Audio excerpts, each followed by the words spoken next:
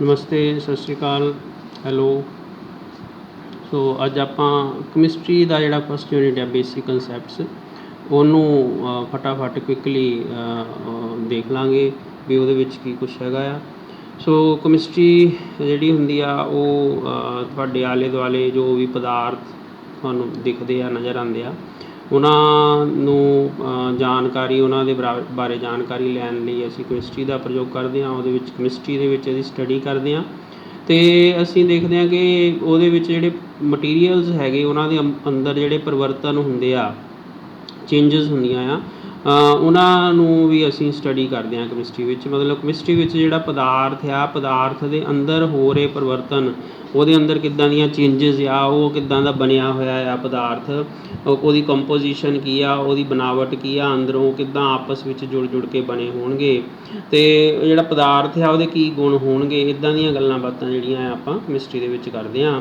Chemistry ਜਿਹੜੀ ਹੁੰਦੀ ਆ ਇਹਦੇ ਵਿੱਚ ਜਦੋਂ ਅਸੀਂ ਪਦਾਰਥ 'ਤੇ ਪਹੁੰਚ ਜਾਂਦੇ ਹਾਂ, ਫਿਰ ਪਦਾਰਥ ਦਾ ਸਭ ਤੋਂ ਛੋਟੇ ਹਿੱਸੇ 'ਤੇ ਐਟਮ ਅਤੇ ਮੋਲੀਕਿਊਲ 'ਤੇ ਚੱਲ ਜਾਂਦੇ ਹਾਂ ਕਿ ਐਟਮ ਅਤੇ ਮੋਲੀਕਿਊਲ ਜਿਹੜੇ ਆ ਉਹ ਕਿੱਦਾਂ ਦੇ ਹੈਗੇ ਆ। ਐਟਮ ਮੋਲੀਕਿਊਲ ਜਿਹੜੇ ਆ ਉਹ ਆਪਸ ਵਿੱਚ ਕਿੱਦਾਂ ਜੁੜ ਕੇ ਰਹਿੰਦੇ ਹੋਣਗੇ, ਐਟਮ ਅਤੇ ਮੋਲੀਕਿਊਲ। ਸੋ ਇਹਦੇ ਬਾਰੇ ਆਪਾਂ ਫਿਰ ਥੋੜ੍ਹਾ ਜਿਹਾ ਕਰਦੇ ਹਾਂ ਗੱਲ।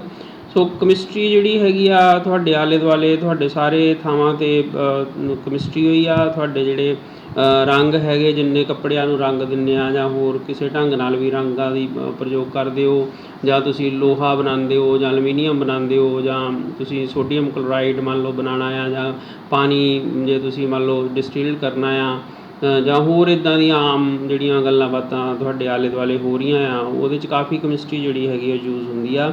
ਸੋ ਕੈਮਿਸਟਰੀ ਜਿਹੜੀ ਹੈਗੀ ਆ ਇਹ ਬਹੁਤ ਸਾਰੇ ਰਿਐਕਸ਼ਨਸ, ਜਿੱਦਾਂ ਚੂਨੇ ਨੂੰ ਪਾਣੀ 'ਚ ਘੋਲਦੇ ਹਾਂ ਤਾਂ ਪਾਣੀ ਗਰਮ ਹੋ ਜਾਂਦਾ ਵਾ, ਤਾਂ ਉਹ ਪਾਣੀ ਕਿਉਂ ਗਰਮ ਹੋ ਜਾਂਦਾ। ਸੋ ਜਦੋਂ ਮੋਮਬੱਤੀ ਜਗਾਉਂਦੇ ਹਾਂ ਤਾਂ ਮੋਮ ਪਿਘਲ ਜਾਂਦਾ ਵਾ। ਸੋ ਉਹਦੇ ਵਿੱਚ ਕਿਹੜੀ ਰਸਾਇਣਿਕ ਕਿਰਿਆ ਵਾ, ਜਿਹੜੀ ਪੈਟਰੋਲ ਆ ਉਹਦੇ ਵਿੱਚ ਕਿੱਦਾਂ ਐਨਰਜੀ ਪੈਦਾ ਹੁੰਦੀ ਆ, ਉੱਥੇ ਕਿਹੜੀ ਰਸਾਇਣਿਕ ਕਿਰਿਆਵਾਂ ਹੁੰਦੀਆਂ, ਕੀ ਹੁੰਦਾ। ਸੋ ਇੱਦਾਂ ਦਾ ਸਾਰਾ ਕੁਛ ਜਿਹੜਾ ਕੈਮਿਸਟਰੀ ਦੇ ਅੰਤਰਗਤ ਹੀ ਆਪਾਂ ਪੜ੍ਹਦੇ ਹਾਂ। ਸੋ ਕੈਮਿਸਟਰੀ ਜਿਹੜੀ ਹੈਗੀ ਆ ਉਹ ਐਟਮਸ ਮੋਲੀਕਿਊਲਸ ਤੋਂ ਲੈ ਕੇ ਰਾਕਟ ਦੇ, ਜਦੋਂ ਫਿਊਲ ਆ ਰਾਕਟ ਦੇ ਵਿੱਚ ਬਾਲਣ ਭੇਜਣਾ, ਉੱਥੇ ਵੀ ਕੈਮਿਸਟਰੀ ਦਾ ਕਾਫੀ ਯੂਜ਼ ਹੁੰਦਾ ਹੈਗਾ ਕਿ ਉਹ ਜਿਹੜਾ ਬਾਲਣ ਆ ਉਹ ਕਿੱਦਾਂ ਦਾ ਹੋਣਾ ਚਾਹੀਦਾ। ਰਾਕਟ ਵੀ ਆਪਾਂ ਬੜਾ ਉੱਪਰ ਭੇਜਣਾ, ਉਹਦਾ ਭਾਰ ਵੀ ਨਾ ਵੱਧ ਜਾਵੇ, ਸੋ ਵਗੈਰਾ ਵਗੈਰਾ। ਸੋ ਇਹ ਸਾਰੀਆਂ ਗੱਲਾਂ ਤੁਸੀਂ ਪੜ੍ਹ ਸਕਦੇ ਹੋ, ਇੱਥੇ ਪੂਰੇ ਐਸੇ ਲਿਖੇ ਜਾ ਸਕਦੇ ਆ, ਸੋ ਬੁੱਕਸ ਵਿੱਚ ਵੀ ਦਿੱਤੀਆਂ ਹੋਣਗੀਆਂ। ਸੋ ਕੈਮਿਸਟਰੀ ਜਿਹੜੀ ਹੈਗੀ ਆ ਇਹਦੇ ਕਰਕੇ ਸਾਨੂੰ ਕਾਫੀ ਪ੍ਰੋਬਲਮਸ ਵੀ ਆਈਆਂ, ਜਿੱਦਾਂ ਹੌਲੀ ਹੌਲੀ ਉਹਨਾਂ ਨੇ ਕੁਛ ਨਵੇਂ ਜਿਹੜੇ ਮੋਲੀਕਿਊਲ ਜਾਂ ਜੋ ਕਹਿ ਲਓ ਕਿ ਕੰਪਾਊਂਡ ਜਾਂ ਕੁਛ ਚੀਜ਼ਾਂ ਲੱਭੀਆਂ ਜਿਨ੍ਹਾਂ ਨੂੰ ਆਪਾਂ ਵਰਤਣ ਲੱਗ ਗਏ, ਉਹਨਾਂ ਦੇ ਨਾਲ ਸਾਡਾ ਨੁਕਸਾਨ ਵੀ ਹੋਇਆ। ਜਿੱਦਾਂ ਕਲੋਰੋਫਲੋਰੋਕਾਰਬਨ ਆ, ਸੋ ਉਹਦਾ ਕਾਫੀ ਆਪਾਂ ਨੁਕਸਾਨ ਹੋਇਆ। ਓਜ਼ੋਨ ਲੇਅਰ ਦੇ ਵਿੱਚ ਉਹਦਾ ਰੋਲ ਹੈਗਾ ਕਿ ਓਜ਼ੋਨ ਲੇਅਰ ਜਿਹੜੀ ਹੈਗੀ ਆ ਸੂਰਜ ਦੀਆਂ ਪਰਾਬੈਂਗਨੀ ਕਿਰਨਾਂ, ਅਲਟਰਾਵਾਇਲਟ ਕਿਰਨਾਂ ਨੂੰ ਸਾਡੇ ਤੇ ਆਉਣ ਤੋਂ ਰੋਕਦੀ ਹੈਗੀ ਆ। ਉਹਦਾ ਨੁਕਸਾਨ ਕਲੋਰੋਫਲੋਰੋਕਾਰਬਨ ਨੇ ਕੀਤਾ। ਗ੍ਰੀਨ ਹਾਊਸ ਗੈਸਾਂ ਜਿਹੜੀਆਂ ਹੈਗੀਆਂ ਆ ਉਹ ਕੈਮਿਸਟਰੀ ਦੀ ਸਟੱਡੀ ਦੇ ਨਾਲ ਸਾਨੂੰ ਪਤਾ ਲੱਗਾ ਵੀ ਕੁਛ ਗ੍ਰੀਨ ਹਾਊਸ ਗੈਸਾਂ ਹੈਗੀਆਂ। ਹਰਾ ਘਰ ਪ੍ਰਭਾਵ ਜਿਹਨੂੰ ਕਹਿ ਦਿੰਦੇ ਆ, ਗ੍ਰੀਨ ਹਾਊਸ ਇਫੈਕਟ, ਵੀ ਉਹ ਜਿਹੜੀ ਗਰਮੀ ਆ ਧਰਤੀ 'ਤੇ ਵਧੀ ਜਾਂਦੀ ਹੈਗੀ ਆ। ਸੋ ਕਾਫੀ ਸਾਰੀਆਂ ਚੀਜ਼ਾਂ ਦੇ ਵਿੱਚ ਅਸੀਂ ਕੈਮਿਸਟਰੀ ਦਾ ਕਹਿ ਲਓ ਵੀ ਉਹਦਾ ਯੂਜ਼ ਵੀ ਸੀਗਾ, ਉਹਦੇ ਜ਼ਿਆਦਾ ਵਰਤੋਂ ਦੇ ਨਾਲ ਨੁਕਸਾਨ ਵੀ ਹੋਇਆ, ਅਤੇ ਕਈ ਚੀਜ਼ਾਂ ਦਾ ਸਾਨੂੰ ਪਤਾ ਵੀ ਲੱਗਾ ਕੈਮਿਸਟਰੀ ਕਰਕੇ ਵੀ ਇਹ ਚੀਜ਼ਾਂ ਨੁਕਸਾਨ ਵੀ ਕਰਦੀਆਂ ਆ। ਸੋ ਸਾਰੀਆਂ ਚੀਜ਼ਾਂ ਦੇ ਬਾਰੇ ਇੱਕ ਬੈਲੈਂਸ ਬਣਾਉਣ ਲਈ ਕੈਮਿਸਟਰੀ ਦੀ ਸਟੱਡੀ ਕੀਤੀ ਜਾਂਦੀ ਆ। ਸੋ ਕੈਮਿਸਟਰੀ ਜਿਹੜੀ ਹੈਗੀ ਆ ਉਹ ਐਂਡ 'ਤੇ ਆਪਣੇ ਕੋਲ ਪਦਾਰਥ 'ਤੇ ਆ ਜਾਂਦੀ ਆ, ਵੀ ਪਦਾਰਥ ਜਾਂ ਮੈਟਰ ਜਿਹਨੂੰ ਅਸੀਂ ਕਹਿੰਦੇ ਹਾਂ। ਸੋ ਮੈਟਰ ਜਿਹਨੂੰ ਅਸੀਂ ਪਦਾਰਥ ਕਹਿੰਦੇ ਹਾਂ, ਮੈਟਰ। ਸੋ ਪਦਾਰਥ ਕੀ ਹੈਗਾ, ਕੋਈ ਵੀ ਉਹ ਵਾਲੀ ਵਸਤੂ ਜਿਹਦਾ ਮਾਸ ਹੁੰਦਾ, ਜਿਹਨੂੰ ਅਸੀਂ ਪੁੰਜ ਕਹਿੰਦੇ ਹਾਂ, ਅਤੇ ਜਿਹਨੂੰ ਜਗ੍ਹਾ ਚਾਹੀਦੀ ਆ, ਥਾਂ ਚਾਹੀਦੀ ਆ ਰੱਖਣ ਲਈ।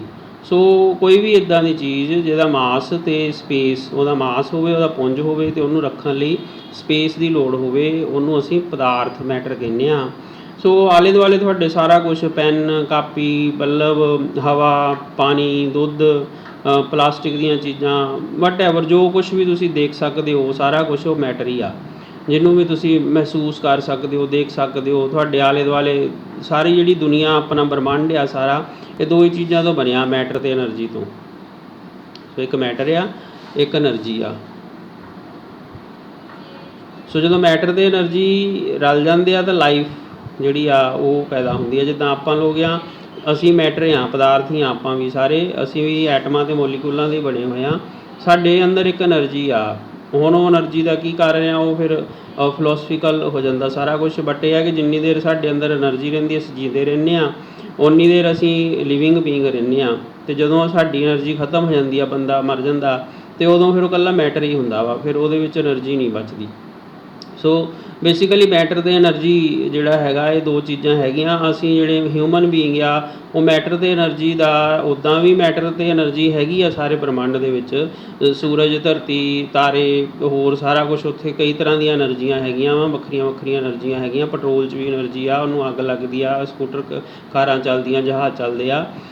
ਸੋ એનર્ਜੀ ਜਿਹੜੀ ਆ ਉਹ ਵੱਖਰੀ ਵੱਖਰੀਆਂ ਥਾਵਾਂ 'ਤੇ ਹੈਗੀ। ਤਾਂ ਹਿਊਮਨ ਬੀਇੰਗ ਜਿਹੜਾ ਉਹ ਇੱਕ ਕੀ ਕਹਿ ਸਕਦੇ ਕਿ ਇੱਕ ਬਿਲਕੁਲ ਟੋਪ ਮੋਸਟ ਜਿਹੜੀ ਆ ਰਚਨਾ ਆ ਕੁਦਰਤ ਦੀ, ਜਿਹਦੇ ਵਿੱਚ ਪਦਾਰਥ ਅਤੇ ਊਰਜਾ ਮਿਲ ਕੇ ਇੱਕ ਲਿਵਿੰਗ ਬੀਇੰਗ ਜਿਹੜੀ ਹੈਗੀ ਆ, ਉਹ ਜਿਹੜਾ ਕਹਿ ਲਓ ਤੁਸੀਂ ਲਿਵਿੰਗ ਬੀਇੰਗਸ ਸਾਰੇ ਹੀ ਕਹਿ ਲਓ ਵੀ, ਉਹ ਮੈਟਰ ਅਤੇ ਊਰਜਾ ਨੂੰ ਮਿਲ ਕੇ ਇੱਕ ਉਤਕ੍ਰਿਸ਼ਟ ਜਿਹੜੀ ਰਚਨਾ ਆ ਕੁਦਰਤ ਦੀ, ਉਹ ਬਣੀ ਹੋਈ ਆ। ਜਦੋਂ ਮੈਟਰ ਅਤੇ એનર્ਜੀ ਬਿਲਕੁਲ ਐਨ ਟੋਪ 'ਤੇ ਜੋ ਵੀ ਹੋ ਸਕਦਾ ਹੋਊਗਾ, ਹੋ ਸਕਦਾ ਇਸ ਤੋਂ ਬਾਅਦ ਵੀ ਕੁਛ ਹੋ ਸਕਦਾ ਹੋਵੇ। ਸੋ ਇਸ ਤਰ੍ਹਾਂ ਸੋ ਮੈਟਰ ਜਿਹੜਾ ਹੈਗਾ ਉਹ ਕੀ ਹੁੰਦਾ, ਬੇਸਿਕਲੀ ਮਾਸ ਅਤੇ ਸਪੇਸ। ਜਿਹਨੂੰ ਮਾਸ, ਜਿਹਦਾ ਮਾਸ ਹੋਵੇ ਕਿਸੇ ਵੀ ਚੀਜ਼ ਦਾ, ਮਤਲਬ ਜਿਹਨੂੰ ਅਸੀਂ ਪੁੰਜ ਕਹਿੰਦੇ ਹਾਂ, ਵੀ ਕਿਲੋਗ੍ਰਾਮਾਂ ਗ੍ਰਾਮਾਂ ਵਿੱਚ ਕੁਛ ਹੋਵੇ, ਮਿਲੀਗ੍ਰਾਮਾਂ 'ਚ ਵੀ ਹੋ ਸਕਦਾ ਵਾ, ਬਹੁਤ ਘੱਟ ਵੀ ਹੋ ਸਕਦਾ, ਨੈਨੋਗ੍ਰਾਮਾਂ 'ਚ ਵੀ। ਪਰ ਜੇ ਹੈਗਾ ਤਾਂ ਫਿਰ ਉਹ ਮੈਟਰ ਆ, ਅਤੇ ਉਹਨੂੰ ਰੱਖਣ ਲਈ ਫਿਰ ਥਾਂ ਵੀ ਤੁਹਾਨੂੰ ਚਾਹੀਦੀ ਹੋਣੀ, ਜਗ੍ਹਾ ਦੀ ਲੋੜ ਪੈਣੀ ਆ ਤੁਹਾਨੂੰ ਰੱਖਣ ਲਈ। ਇੱਥੇ ਸਪੇਸ ਦਾ ਮਤਲਬ ਖਲਾ ਜਾਂ ਅੰਤਰਿਕਸ਼ ਨਹੀਂ ਹੈਗਾ। ਇਹ ਸਪੇਸ ਦਾ ਮਤਲਬ ਵੀ ਚੀਜ਼ ਤੁਹਾਡੇ ਕੋਲ ਮੰਨ ਲਓ ਗੇਂਦਾਂ ਹੈਗੀਆਂ, ਤਾਂ ਗੇਂਦਾਂ ਨੂੰ ਤੁਸੀਂ ਇੱਕ ਕਮਰੇ 'ਚ ਰੱਖਣਾ, ਮੰਨ ਲਓ 1000 ਗੇਂਦ ਤੁਹਾਨੂੰ ਦੇ ਦਈਏ ਤਾਂ ਤੁਹਾਡਾ ਪੂਰਾ ਕਮਰਾ ਹੀ ਭਰ ਜਾਣਾ। ਇਹਦਾ ਮਤਲਬ ਉਹਨੂੰ ਜਗ੍ਹਾ ਚਾਹੀਦੀ ਆ, ਮਤਲਬ ਆਹ ਵਾਲਾ ਸਪੇਸ ਮੈਨੇ ਜਗ੍ਹਾ, ਆਮ ਥਾਂ ਜਿਹਨੂੰ ਆਪਾਂ ਕਹਿੰਦੇ ਹਾਂ। ਸੋ ਮਾਸ ਵੀ ਹੋਵੇ ਅਤੇ ਜਗ੍ਹਾ ਵੀ ਚਾਹੀਦੀ ਹੋਵੇ, ਉਹਨੂੰ ਅਸੀਂ ਮੈਟਰ ਕਹਿੰਦੇ ਹਾਂ। ਸੋ ਇਹ ਵਾਲੀ ਗੱਲ 'ਤੇ ਮੈਂ ਇੰਨਾ ਜ਼ੋਰ ਤਾਂ ਦੇ ਰਿਹਾ ਕਿਉਂਕਿ ਸਾਡੀ ਕੈਮਿਸਟਰੀ ਸ਼ੁਰੂ ਹੀ ਇਸ ਗੱਲ ਤੋਂ ਹੁੰਦੀ ਆ, ਪਦਾਰਥ ਤੋਂ, ਕਿ ਪਦਾਰਥ ਹੈ ਕੀ। ਸੋ ਸਭ ਤੋਂ ਬੇਸਿਕ ਡੈਫੀਨੇਸ਼ਨ ਜਿਹੜੀ ਆ, ਕੋਈ ਵੀ ਚੀਜ਼ ਜਿਹਦਾ ਮਾਸ ਹੋਵੇ, ਅਤੇ ਜਿਹਨੂੰ ਜਿਹੜੀ ਆ ਜਗ੍ਹਾ ਚਾਹੀਦੀ ਹੋਵੇ ਰੱਖਣ ਲਈ, ਸਪੇਸ ਚਾਹੀਦੀ ਹੋਵੇ, ਸੋ ਉਹ ਸਾਰੀ ਚੀਜ਼ ਜਿਹੜੀ ਆ ਉਹ ਮੈਟਰ ਆ। ਅਤੇ ਮੈਟਰ ਅਤੇ એનર્ਜੀ ਜਿਹੜੀ ਆ ਉਹ ਸਾਰੇ ਬ੍ਰਹਿਮੰਡ ਦੇ ਵਿੱਚ ਫੈਲੀ ਹੋਈ ਆ। ਮੈਟਰ ਅਤੇ એનર્ਜੀ ਦੋ ਹੀ ਚੀਜ਼ਾਂ ਬੇਸਿਕਲੀ। ਸੋ ਇਹਨਾਂ ਦੀ ਆਪਸ 'ਚ ਇੰਟਰੈਕਸ਼ਨ ਦੇ ਨਾਲ ਹੀ ਸਾਰਾ ਕੁਛ ਹੋਈ ਜਾਂਦਾ ਪਿਆ ਸਾਰੀ ਦੁਨੀਆ ਦੇ ਵਿੱਚ। ਸੋ ਮੈਟਰ ਜਿਹੜਾ ਹੈਗਾ, ਇਹਨੂੰ ਆਪਾਂ ਜਦੋਂ ਛੋਟੇ ਹੁੰਦੇ ਸੀਗੇ ਤਾਂ ਆਪਾਂ ਇਹਨੂੰ ਭੌਤਿਕ ਮਤਲਬ ਕਿ ਜੋ ਸਾਨੂੰ ਦਿਖਦਾ ਉਹਦੇ ਹਿਸਾਬ ਨਾਲ ਅਸੀਂ ਇਹਨੂੰ ਕਹਿੰਦੇ ਸੀ ਵੀ ਲਿਕੁਇਡ ਹੁੰਦਾ ਵਾ। ਫਿਜ਼ੀਕਲ ਲੈਵਲ 'ਤੇ, ਫਿਜ਼ੀਕਲ ਦਾ ਮਤਲਬ ਹੁੰਦਾ ਵਾ ਜੋ ਤੁਹਾਨੂੰ ਦਿਖੇ, ਜੋ ਤੁਸੀਂ ਮਹਿਸੂਸ ਕਰਦੇ ਹੋ। ਲਿਕੁਇਡ, ਗੈਸ ਅਤੇ ਸੋਲਿਡ। ਸੋ ਗੈਸ ਹੁੰਦੀ ਆ ਆਪਾਂ ਜਿੱਦਾਂ ਹਵਾ ਗੈਸ ਆ, ਲਿਕੁਇਡ ਜਿੱਦਾਂ ਪਾਣੀ ਆ, ਦੁੱਧ ਆ, ਮਿੱਟੀ ਦਾ ਤੇਲ ਆ। ਸੋਲਿਡ ਆ ਜਿੱਦਾਂ ਲੋਹਾ ਆ, ਐਲੂਮੀਨੀਅਮ ਆ, ਪਲਾਸਟਿਕ ਆ, ਇਹ ਚੀਜ਼ਾਂ ਸੋਲਿਡ ਆ। ਸੋ ਇਹ ਲਿਕੁਇਡ, ਗੈਸ, ਸੋਲਿਡ ਜਿਹੜਾ ਹੈਗਾ ਉਹਦੀ ਆਪਾਂ ਗੱਲ ਕਰਦੇ ਹਾਂ। ਸੋ ਦੈਨ ਜਿਹੜਾ ਹੈਗਾ, ਜਦੋਂ ਆਪਾਂ ਫਿਰ ਇਹਨੂੰ ਥੋੜ੍ਹਾ ਹੋਰ ਬਰੀਕੀ ਵਿੱਚ ਚਲ ਜਾਂਦੇ ਹਾਂ ਵੀ ਇਹ ਛੋਟੇ ਬੱਚਿਆਂ ਲਈ ਆ, ਜਿਹੜੇ ਬੱਚੇ ਹਾਲੇ ਜਿਹਨਾਂ ਨੂੰ ਬਹੁਤੀ ਜਾਣਕਾਰੀ ਨਹੀਂ ਹੁੰਦੀ, ਉਹਨਾਂ ਲਈ ਇਹ ਵਾਲੀ ਡੈਫੀਨੇਸ਼ਨ ਠੀਕ ਹੈ ਕਿ ਪਦਾਰਥ ਦੇ 3 ਰੂਪ ਹੁੰਦੇ ਆ। ਪਰ ਜਦੋਂ ਅਸੀਂ ਥੋੜ੍ਹਾ ਹੁਣ ਜਿੱਦਾਂ ਵੱਡੇ ਹੋ ਗਏ ਤਾਂ ਹੁਣ ਅਸੀਂ ਇਹਨਾਂ ਨੂੰ ਥੋੜ੍ਹਾ ਹੋਰ ਵਧੀਆ ਤਰੀਕੇ ਨਾਲ ਦੇਖਦੇ ਹਾਂ ਫਿਰ ਵੀ ਜਿਹੜਾ ਹੈਗਾ ਇਹਦੇ ਵਿੱਚ ਕਿੱਦਾਂ ਹੋਰ ਕੀ ਕੁਛ ਹੋ ਸਕਦਾ ਹੈਗਾ। ਸੋ ਅਸੀਂ ਦੇਖਦੇ ਹਾਂ ਕਿ ਜਿਹੜਾ ਮੈਟਰ ਆ, ਮੈਟਰ ਦਾ ਪਾਰਟੀਕਲ ਜਿਹੜਾ ਆਪਾਂ ਨੂੰ ਬਰੀਕੀ ਨਾਲ ਦੇਖੀਏ, ਇਹਦੇ ਛੋਟੇ ਛੋਟੇ ਟੁਕੜੇ ਕਰੀ ਜਾਈਏ। ਕੋਈ ਵੀ ਮੰਨ ਲਓ ਲੋਹੇ ਦਾ ਇੱਕ ਟੁਕੜਾ ਤੁਹਾਨੂੰ ਦਿੰਦੇ ਹਾਂ ਵੀ ਆਹ ਇੱਕ ਲੋਹੇ ਦਾ ਟੁਕੜਾ ਆ, ਇਹਦੇ ਟੁਕੜੇ ਕਰ ਦਿਓ, ਇਹਦੇ ਕਿੰਨੇ ਬੜੇ ਟੁਕੜੇ ਨੂੰ ਤੋੜ ਦਿਓ, ਬਰੀਕ ਕਣ ਇੱਥੇ ਲੋਹੇ ਦੇ ਵੀ ਕਿੰਨੇ ਬੜੇ, ਚੂਰਾ ਲੋਹੇ ਦਾ ਕਹਿ ਲਓ, ਜਿਹਦਾ ਖਰਾਦ ਦਾ ਕੰਮ ਕਰਦੇ ਨੇ ਲੋਹੇ ਵਾਲੇ, ਤਾਂ ਉਹ ਰਗੜ ਕੇ ਲੋਹੇ ਦਾ ਚੂਰਾ ਡਿੱਗ ਪੈਂਦਾ ਆਪਣੇ ਕੋਲ। ਸੋ ਇਹ ਜਿਹੜਾ ਹੈਗਾ, ਸੋ ਮੰਨ ਲਓ ਕਿ ਲੋਹੇ ਦਾ ਆਹ ਕਣ ਹੈਗੇ ਆ, ਇਹਦਾ ਮਤਲਬ ਇਹਦੇ 'ਚ ਜਿਵੇਂ ਇੱਕ ਕਣ ਚੁੱਕਾਂ ਵਾਲਾ ਇਹ ਲੋਹੇ ਦਾ ਕਣ ਆ। ਸੋ ਇਹਨੂੰ ਆਪਾਂ ਆਇਰਨ ਕਹਿ ਦਿੰਦੇ ਹਾਂ, ਆਇਰਨ, ਠੀਕ ਆ। ਅਤੇ ਜੇ ਕੈਮਿਸਟਰੀ 'ਚ ਇਹਨੂੰ ਆਪਾਂ Fe ਦੇ ਨਾਲ ਡਿਨੋਟ ਕਰਦੇ ਹਾਂ, Fe, ਆਇਰਨ। ਸੋ ਲੋਹੇ ਦਾ ਇੱਕ ਕਣ ਆ, ਇਹ ਲੋਹਾ ਹੀ ਆ, ਆਹ ਵੀ ਲੋਹਾ ਹੀ ਆ ਸੀਗਾ। ਸੋ ਸੇਮ ਲੋਹਾ ਆ, ਇਹਦੇ 'ਚ ਕੋਈ ਫਰਕ ਨਹੀਂ ਪਿਆ। ਇਹ ਮਤਲਬ ਜਦੋਂ ਅਸੀਂ ਬਹੁਤ ਛੋਟੇ ਹਿੱਸੇ ਵੀ ਕਰੀ ਜਾਂਦੇ ਹਾਂ ਤਾਂ ਵੀ ਉਹ ਲੋਹਾ ਹੀ ਰਹਿੰਦਾ ਵਾ। ਸੋ ਇਹਦਾ ਮਤਲਬ ਆ ਕਿ ਹਰ ਇੱਕ ਚੀਜ਼ ਬਹੁਤ ਛੋਟੇ ਟੁਕੜਿਆਂ ਤੋਂ ਜੁੜ ਕੇ ਬਣਦੀ ਹੈਗੀ ਆ। ਸੋ ਇਹ ਆਪਾਂ ਮੋਟੇ ਤੌਰ 'ਤੇ ਇਹਦੇ 'ਚ ਇੱਕ ਕੱਢਦੇ ਹਾਂ। ਫਿਰ ਜਦੋਂ ਅਸੀਂ ਹੋਰ ਜ਼ਿਆਦਾ ਡਿਟੇਲ 'ਚ ਚੱਲ ਜਾਂਦੇ ਹਾਂ ਅਤੇ ਅਸੀਂ ਫਿਰ ਕ੍ਰਿਸਟਲ ਦੀ ਗੱਲ ਕਰਨ ਲੱਗ ਜਾਂਦੇ ਹਾਂ। ਕ੍ਰਿਸਟਲ ਜਿਹਨੂੰ ਤੁਸੀਂ ਰਵੇ ਕਹਿੰਦੇ ਹਾਂ, ਠੀਕ ਹੈ, ਰਵੇ। ਸੋ ਜਿੱਦਾਂ ਹੁਣ ਮਿਸ਼ਰੀ ਆ, ਮਿਸ਼ਰੀ ਹੈ ਨਾ, ਆਪਾਂ ਕਈ ਵਾਰੀ ਮੰਦਰ ਗੁਰਦੁਆਰੇ ਜਾਂਦੇ ਹਾਂ ਤਾਂ ਉੱਥੇ ਸਾਨੂੰ ਮਿਸ਼ਰੀ ਦਿੰਦੇ ਆ ਖਾਣ ਨੂੰ, ਹੈ ਨਾ। ਸੋ ਜਿਹੜੀ ਮਿਸ਼ਰੀ ਹੁੰਦੀ ਆ ਉਹ ਇੱਕ ਤਰ੍ਹਾਂ ਦਾ ਕ੍ਰਿਸਟਲ ਆ, ਰਵਾ ਆ ਖੰਡ ਦਾ। ਇੱਦਾਂ ਹੀ ਜਿਹੜੇ ਆ ਕ੍ਰਿਸਟਲ ਆ ਉਹ ਵੱਖਰੇ ਵੱਖਰੇ ਪਦਾਰਥਾਂ ਦੇ ਕ੍ਰਿਸਟਲ ਹੋ ਸਕਦੇ ਆ। ਸੋ ਜਦੋਂ ਕ੍ਰਿਸਟਲ ਬਣਦੇ ਆ ਅਤੇ ਕ੍ਰਿਸਟਲ ਨੂੰ ਸਮਝਣ ਲਈ ਫਿਰ ਅਸੀਂ ਲੈਟਿਸ ਅਤੇ ਬੇਸਿਸ ਦੀ ਗੱਲ ਕਰਦੇ ਹਾਂ, ਲੈਟਿਸ ਪਲੱਸ ਬੇਸਿਸ। ਸੋ ਲੈਟਿਸ ਪਲੱਸ ਬੇਸਿਸ ਦਾ ਕੀ ਮਤਲਬ ਆ? ਸੋ ਲੈਟਿਸ ਤਾਂ ਪੁਆਇੰਟ ਹੁੰਦੇ ਆ, ਜਿੱਦਾਂ ਆਪਾਂ ਪਹਿਲਾਂ ਇੱਕ ਡਿਜ਼ਾਇਨ ਪਾ ਲਿਆ, ਜਿੱਦਾਂ ਆਪਾਂ ਕਢਾਈ ਕੱਢਣੀ ਹੋਵੇ ਨਾ ਕੋਈ ਕੱਪੜੇ ਦੇ ਉੱਤੇ, ਤਾਂ ਪਹਿਲਾਂ ਉੱਤੇ ਅਸੀਂ ਡਿਜ਼ਾਇਨ ਬਣਾ ਲੈਂਦੇ ਪੈਨਸਲ ਨਾਲ, ਫਿਰ ਉਹ ਡਿਜ਼ਾਇਨ ਬਣਾ ਕੇ ਫਿਰ ਧਾਗੇ ਨਾਲ ਉਹਨੂੰ ਪਰੋਂਦੇ ਆ, ਉੱਥੇ ਉਹ ਫੁੱਲ ਬੂਟੀ ਪਾਉਂਦੇ ਆ। ਮਤਲਬ ਪਹਿਲਾਂ ਜੇ ਤੁਸੀਂ ਫੁੱਲ ਬਣਾਉਣਾ ਆ ਤਾਂ ਪਹਿਲਾਂ ਉਹ ਫੁੱਲ ਜਿਹੜਾ ਹੈਗਾ ਉੱਥੇ ਬਣਾ ਲਈਦਾ ਆ।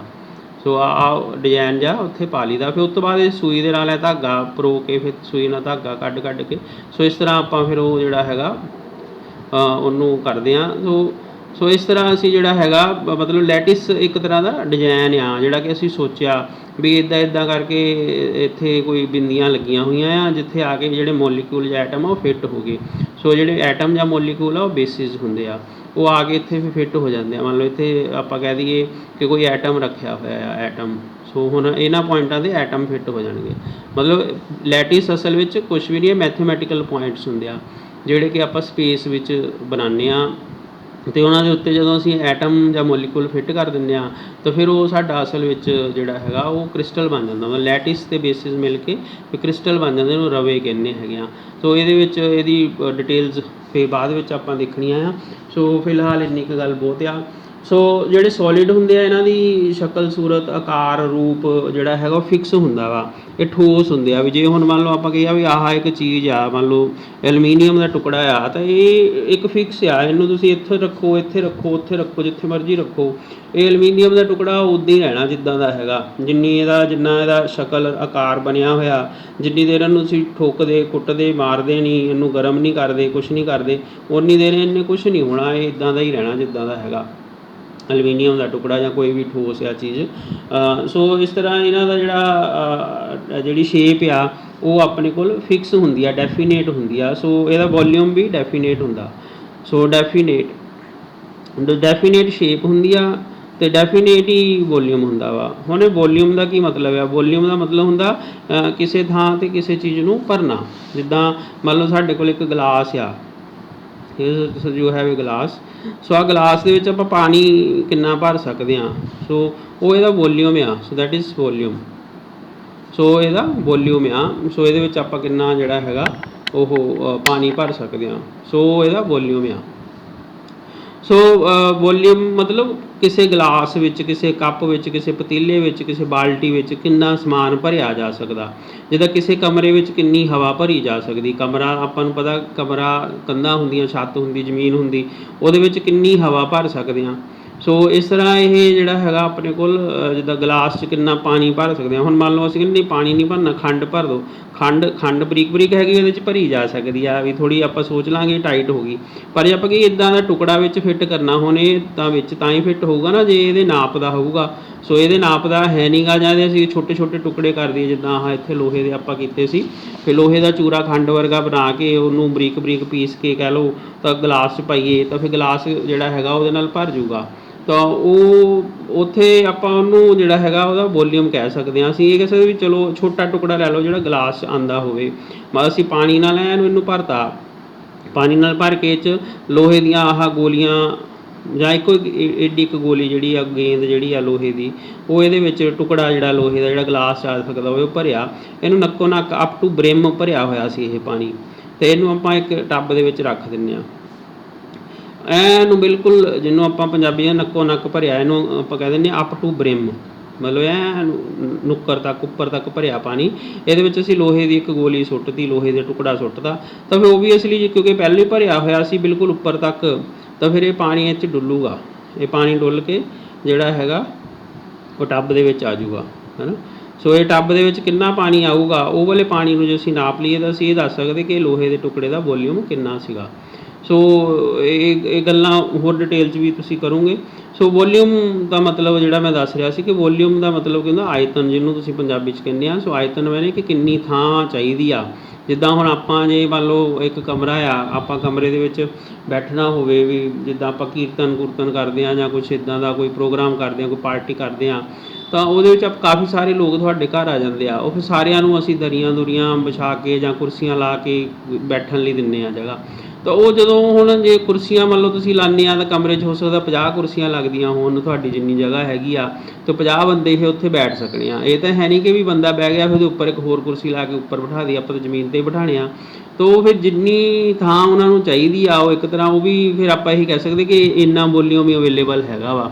ਸੋ ਜਾਂ ਜਿੱਦਾਂ ਕਿਸੇ ਬੰਦ ਕਮਰੇ, ਜਿੱਦਾਂ ਫਿਲਮ ਦੇਖਣੀ ਆ ਹਾਲ ਵਗੈਰਾ ਵਿੱਚ ਬੈਠ ਗਏ, ਤਾਂ ਉੱਥੇ ਵੀ ਇੱਕ ਕਪੈਸਿਟੀ ਹੁੰਦੀ ਹੈ ਕਿ ਇੰਨੇ ਬੰਦੇ, ਜਾਂ ਆਡੀਟੋਰੀਅਮ ਕਾਲਜਾਂ ਵਿੱਚ, ਯੂਨੀਵਰਸਿਟੀਆਂ 'ਚ ਹੁੰਦਾ ਜਿੱਥੇ ਕੋਈ ਪ੍ਰੋਗਰਾਮ ਚੱਲਣਾ ਹੁੰਦਾ, ਕੋਈ ਭਾਸ਼ਣ ਪ੍ਰਤਿਯੋਗਤਾ ਜਾਂ ਡਰਾਮਾ ਜਾਂ ਕੋਈ ਗਾਣੇ ਦਾ ਪ੍ਰੋਗਰਾਮ, ਤਾਂ ਉਹ ਜਿਹੜੇ ਕਮਰੇ ਹੁੰਦੇ ਆ ਉਹਨਾਂ ਦੇ ਵਿੱਚ ਬੈਠਣ ਲਈ ਕਿੰਨੇ ਸਾਹ ਲੈਣੇ, ਕਿੰਨੇ ਲੋਕਾਂ ਨੇ ਸਾਹ ਲੈਣਾ, ਕਿੰਨੀ ਆਕਸੀਜਨ ਦੀ ਲੋੜ ਹੋਣੀ ਆ। ਕਮਰਾ ਕਿਉਂਕਿ ਬਾਅਦ ਵਿੱਚ ਬੰਦ ਹੋ ਜਾਣਾ, ਹਵਾ ਦੀ ਆਵਾਜਾਈ ਵੀ ਘਟਣੀ ਆ, ਤਾਂ ਉੱਥੇ ਫਿਰ ਪਰ ਬੰਦੇ ਨੂੰ ਕਿੰਨੀ ਆਕਸੀਜਨ ਦੀ ਲੋੜ ਪੈਣੀ, ਕਿੰਨੀ ਹਵਾ ਉਹਨੇ ਵਰਤਣੀ ਆ। ਸੋ ਇਹ ਹਿਸਾਬ ਕਿਤਾਬ ਰੱਖਣਾ ਪੈਂਦਾ ਹੈਗਾ। ਸੋ ਵੋਲੀਅਮ ਬਾਰੇ ਮੇਰੇ ਖਿਆਲ ਸਮਝ ਲੱਗ ਗਿਆ ਹੋਣਾ। ਆਇਤਨ, ਸੋ ਆਇਤਨ ਮਤਲਬ ਕਿ ਕਿੰਨੀ ਜਗ੍ਹਾ ਚਾਹੀਦੀ ਆ ਕਿਸੇ ਸਮਾਨ ਨੂੰ ਰੱਖਣ ਲਈ। ਕੋਈ ਜਿਹੜਾ ਬਰਤਨ ਆ ਉਹਦੇ ਵਿੱਚ ਕਿੰਨਾ ਪਾਣੀ ਭਰ ਸਕਦੇ ਆ, ਕਿੰਨੀ ਉਹਦੇ ਵਿੱਚ ਹਵਾ ਭਰੀ ਹੋਈ ਆ। ਸੋ ਉਹ ਜਿਹੜਾ ਉਹਦਾ ਆਇਤਨ ਹੁੰਦਾ। ਸੋ ਇੱਦਾਂ ਹੀ ਕਿਸੇ ਟੁਕੜੇ ਦਾ ਆਇਤਨ ਜਿਹੜਾ ਹੈਗਾ ਨਾਪਣਾ ਹੋਵੇ ਤਾਂ ਦੇਸੀ ਤਰੀਕਾ ਜਾਂ ਸੌਖਾ ਤਰੀਕਾ ਇਹ ਹੁੰਦਾ ਕਿ ਜੇ ਮੰਨ ਲਓ ਵੱਡਾ ਟੁਕੜਾ ਆ, ਹੁਣ ਮੈਂ ਤਾਂ ਨਹੀਂ ਕਹੂੰਗਾ ਕਿ 1000 ਕਿਲੋ ਦਾ ਟੁਕੜਾ ਲੈ ਲਓ। ਵੱਡਾ ਟੁਕੜੇ ਦਾ ਮਤਲਬ ਆ ਕਿ ਅੱਧਾ ਕਿਲੋ, 2 ਕਿਲੋ ਵੱਲੋਂ ਟੁਕੜਾ ਹੈਗਾ, ਤਾਂ ਉਹਦਾ ਤੁਸੀਂ ਵੋਲੀਅਮ ਨਾਪਣਾ। ਤਾਂ ਤੁਸੀਂ ਉਹਦਾ ਸੌਖਾ ਤਰੀਕਾ ਇਹੀ ਹੁੰਦਾ ਕਿ ਪਾਣੀ ਦਾ ਭਰ ਕੇ ਇੱਕ ਬਰਤਨ, ਵੱਡਾ ਪਤੀਲਾ ਲੈ ਲਓ, ਫਿਰ ਵੱਡਾ ਭਾਂਡਾ ਲੈ ਲਓ, ਟੱਬ ਲੈ ਲਓ, ਉਹਦੇ ਵਿੱਚ ਇਹ ਵਾਲਾ ਟੁਕੜਾ ਉਹਨੂੰ ਬਿਲਕੁਲ ਨੱਕੋ ਨੱਕ ਭਰ ਕੇ ਤਾਂ ਟੁਕੜਾ ਉਹਦੇ ਵਿੱਚ ਡੋਬ ਦਿਓ, ਟੇਢਾ ਮੇਢਾ ਟੁਕੜਾ। ਜੇ ਤਾਂ ਸਿੱਧਾ ਹੋਵੇ ਫਿਰ ਤਾਂ ਸਾਡੇ ਕੋਲ ਮੈਥ ਦੇ ਫਾਰਮੂਲੇ ਹੁੰਦੇ ਆ, ਜਿੱਦਾਂ ਮੰਨ ਲਓ ਲੋਹੇ ਦਾ ਇੱਦਾਂ ਦਾ ਟੁਕੜਾ ਹੋਵੇ, ਫਿਰ ਘਣ ਬਣ ਗਿਆ ਜਾਂ ਘਨਾਬ ਬਣ ਗਿਆ ਜਾਂ ਸ਼ੰਕੂ ਬਣਿਆ ਹੋਇਆ, ਜੇ ਇੱਦਾਂ ਦਾ ਟੁਕੜਾ ਹੈਗਾ ਤਾਂ ਇਹਨਾਂ ਦੇ ਸਾਡੇ ਕੋਲ ਮੈਥ ਵਿੱਚ ਫਾਰਮੂਲੇ ਹੁੰਦੇ ਆ ਵੀ ਅਸੀਂ ਇਹਨਾਂ ਨੂੰ ਕਿੱਦਾਂ ਲੱਭਣਾ।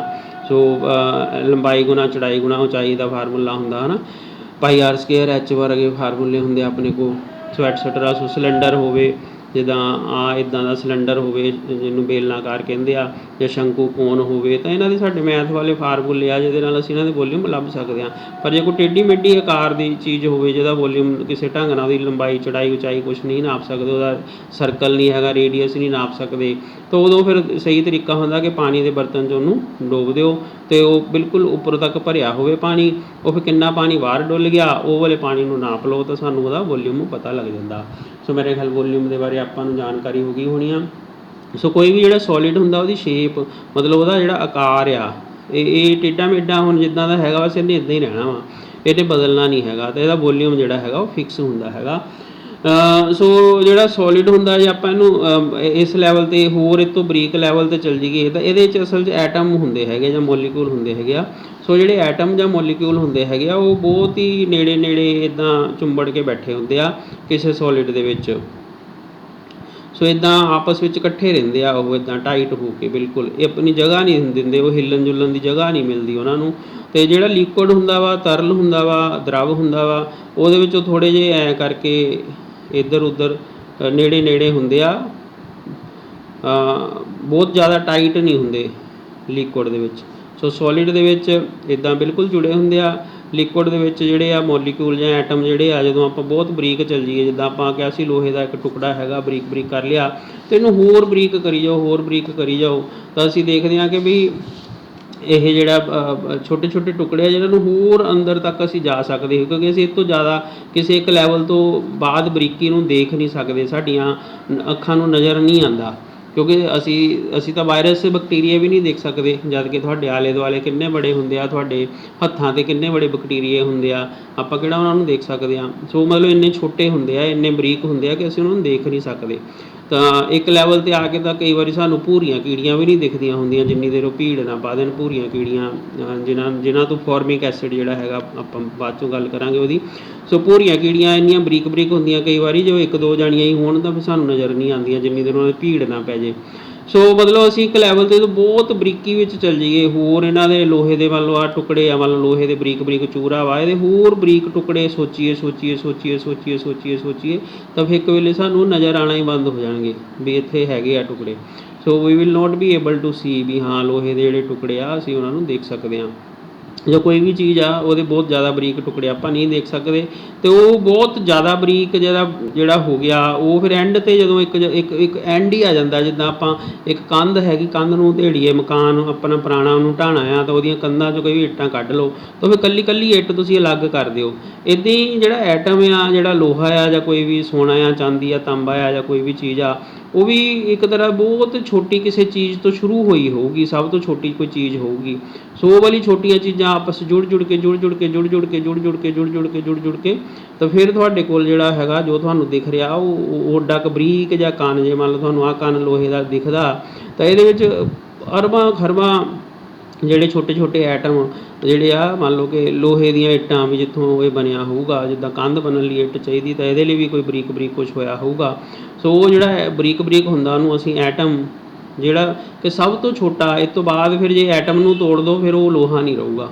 ਜਿੱਦਾਂ ਹੁਣ ਇੱਟਾਂ ਤੁਸੀਂ ਕੋਈ ਅਸੀਂ ਕੰਧ ਬਣਾਉਣੀ ਆ ਤਾਂ ਇੱਟਾਂ ਦੇ ਟੁਕੜੇ ਕਰ ਦਿਓ, ਇੱਟਾਂ ਦੇ ਟੁਕੜੇ ਚੂਰਾ ਕਰ ਦਿਓ ਤਾਂ ਫਿਰ ਉਹ ਇੱਟਾਂ ਦੇ ਫਿਰ ਕੰਧ ਥੋੜ੍ਹੀ ਬਣੂਗੀ, ਉਹ ਤਾਂ ਰੋੜੀ ਬਣ ਗਈ, ਉਹ ਤਾਂ ਫਰਸ਼ ਦੇ ਥੱਲੇ ਪਾਉਂਦੇ ਆ, ਫਿਰ ਉਹਦੀਆਂ ਕੰਧਾਂ ਨਹੀਂ ਬਣਨਗੀਆਂ। ਸੋ ਮਤਲਬ ਇੱਟਾਂ ਸਾਰੀਆਂ ਫਿਰ ਸੇਮ ਸਾਈਜ਼ ਦੀਆਂ ਹੁੰਦੀਆਂ ਤਾਂ ਕੰਧ ਬਣਦੀ ਹੈ। ਇੱਦਾਂ ਹੀ ਐਟਮ ਸਾਰੇ, ਜੇ ਲੋਹਾ ਆ ਤਾਂ ਲੋਹੇ ਦੇ ਐਟਮ ਸਾਰੇ ਇੱਕੋ ਹੀ ਤਰ੍ਹਾਂ ਦੇ ਹੋਣਗੇ ਤਾਂ ਫਿਰ ਲੋਹੇ ਦਾ ਟੁਕੜਾ ਇੱਕ ਤੁਹਾਨੂੰ ਨਜ਼ਰ ਆਊਗਾ। ਜਦੋਂ ਇਹ ਲੱਖਾਂ ਕਰੋੜਾਂ ਅਰਬਾਂ ਖਰਬਾਂ, ਮੈਂ ਬਹੁਤ ਘੱਟ ਬੋਲਦਾ ਪਿਆ, ਗਿਣਤੀ ਬਹੁਤ ਜ਼ਿਆਦਾ ਹੁੰਦੀ ਹੈ, 10 ਦੀ ਪਾਵਰ 23 ਘੱਟ ਤੋਂ ਘੱਟ ਲਾ ਲਓ ਵੀ ਇੰਨੇ ਬੜੇ ਐਟਮ ਜਿਹੜੇ ਆ ਜੇ ਜੁੜਨ ਤਾਂ ਫਿਰ ਜਾ ਕੇ ਤੁਹਾਨੂੰ ਕੋਈ ਇੰਨੀ ਕੋਈ ਚੀਜ਼ ਮਾੜੀ ਮੋਟੀ ਨਜ਼ਰ ਆਉਣੀ ਆ। ਤਾਂ ਇਸ ਤੋਂ ਬਾਅਦ ਜੇ ਤੁਹਾਨੂੰ ਇੰਨੀ ਵੱਡੀ ਚੀਜ਼ ਨਜ਼ਰ ਆ ਰਹੀ ਆ, ਲੋਹੇ ਦਾ ਐਡਾ ਵੱਡਾ ਟੁਕੜਾ ਨਜ਼ਰ ਆ ਰਿਹਾ, ਤਾਂ ਫਿਰ ਤੁਸੀਂ ਸੋਚ ਲਓ ਇੱਦਾਂ ਦੇ ਕਿੰਨੇ ਹੋਣਗੇ। ਠੀਕ ਆ।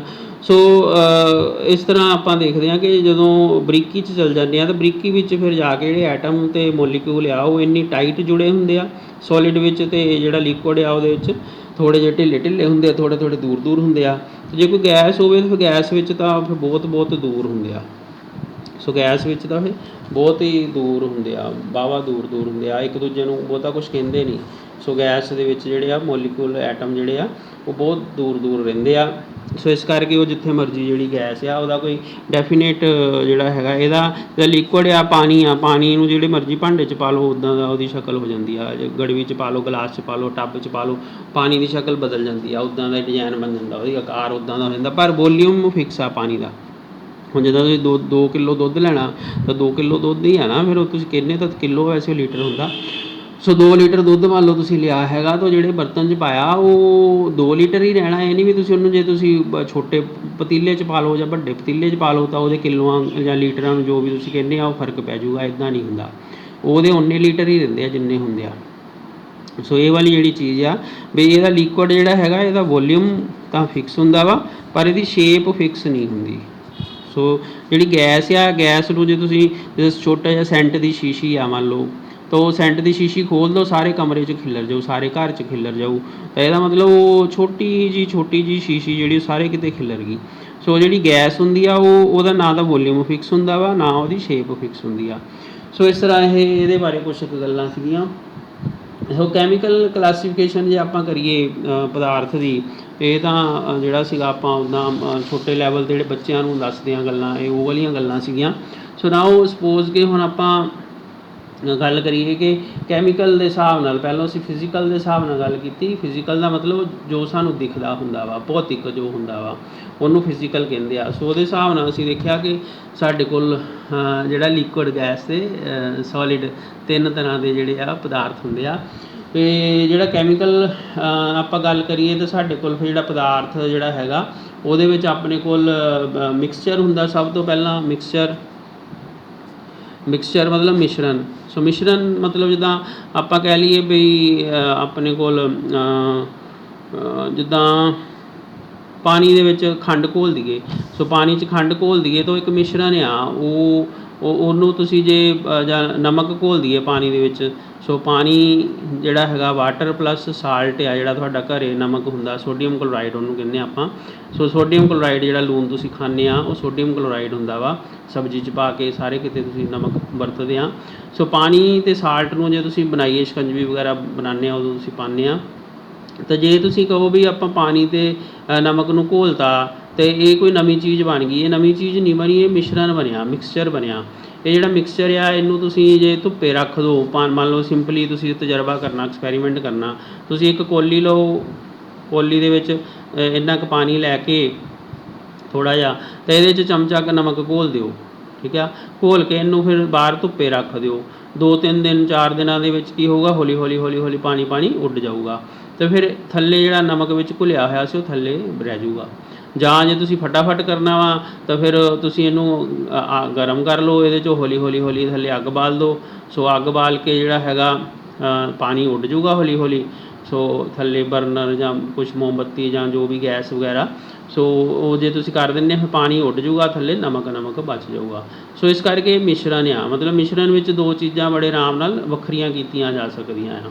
ਇਹਨਾਂ ਦਾ ਆਪਸ ਵਿੱਚ ਕੋਈ ਸੰਬੰਧ ਨਹੀਂ ਹੁੰਦਾ। ਪਾਣੀ ਅਤੇ ਨਮਕ ਜਿਹੜੇ ਆਪਸ ਵਿੱਚ ਇਕੱਠੇ ਜ਼ਰੂਰ ਰਹਿੰਦੇ ਆ, ਪਰ ਇਹ ਆਪਸ ਵਿੱਚ ਜੁੜਦੇ ਨਹੀਂ ਕਿਸੇ ਢੰਗ ਨਾਲ, ਇਹਨਾਂ ਦਾ ਕੋਈ ਬੰਧਨ ਨਹੀਂ ਹੁੰਦਾ ਵੀ ਜਿਹਨੂੰ ਤੋੜਿਆ ਨਹੀਂ ਜਾ ਸਕਦਾ, ਬੌਂਡਿੰਗ ਨਹੀਂ ਹੁੰਦੀ ਇਹਨਾਂ ਦੇ ਵਿੱਚ, ਬੌਂਡ ਜਿਹੜਾ ਹੈਗਾ ਉਹ ਨਹੀਂ ਬਣਦਾ, ਬੰਧਨ ਨਹੀਂ ਬਣਦਾ। ਸੋ ਇਸ ਕਰਕੇ ਮਿਸ਼ਰਣ ਜਿਹੜਾ ਹੈਗਾ ਵਾ, ਮਿਕਸਚਰ ਜਿਹੜਾ ਹੈਗਾ, ਸੋ ਇਹਦੇ ਵਿੱਚ ਆਪਣੇ ਕੋਲ 2 ਜਾਂ ਜ਼ਿਆਦਾ ਚੀਜ਼ਾਂ ਹੋ ਸਕਦੀਆਂ ਹੁੰਦੀਆਂ। ਸੋ ਪਦਾਰਥ ਆਪਾਂ ਜਿਹੜਾ ਹੈਗਾ ਵਾ ਉਹਨੂੰ ਯੂ ਕੈਨ ਸੇ ਸਬਸਟਾਂਸਿਸ ਜਿਹੜੇ ਹੈਗੇ ਆ, ਇਹਨਾਂ ਨੂੰ ਅਸੀਂ ਸਬਸਟਾਂਸ ਵੀ ਕਹਿੰਦੇ ਆ, ਸਬਸਟਾਂਸ। ਸੋ ਸਬਸਟਾਂਸਿਸ ਜਿਹੜੇ ਹੈਗੇ ਆ, ਸਬਸਟਾਂਸਿਸ ਆ, ਜਿੱਦਾਂ ਪਾਣੀ ਦੇ ਸਾਲਟ ਜਿਹੜੇ ਹੈ, ਇਹ ਪਦਾਰਥ ਮੈਟਰ ਸ਼ਬਦ ਵੀ ਆ, ਅਤੇ ਸਬਸਟਾਂਸ ਜਿਹੜਾ ਸ਼ਬਦ ਆ ਵੀ, ਇਹ ਜਿਹੜੇ ਹੈਗੇ ਇਹਨਾਂ ਨੂੰ ਆਪਸ ਮਿਲਾਇਆ ਅਤੇ ਮਿਲਾ ਕੇ ਮਿਕਸਚਰ ਬਣ ਗਿਆ ਸਾਡੇ ਕੋਲ। ਹੁਣ ਜਿਹੜਾ ਮਿਕਸਚਰ ਹੁੰਦਾ ਹੈਗਾ ਵਾ, ਇਹ ਹੋਮੋਜੀਨੀਅਸ ਅਤੇ ਹੀਟਰੋਜੀਨੀਅਸ ਹੋ ਸਕਦਾ ਵਾ।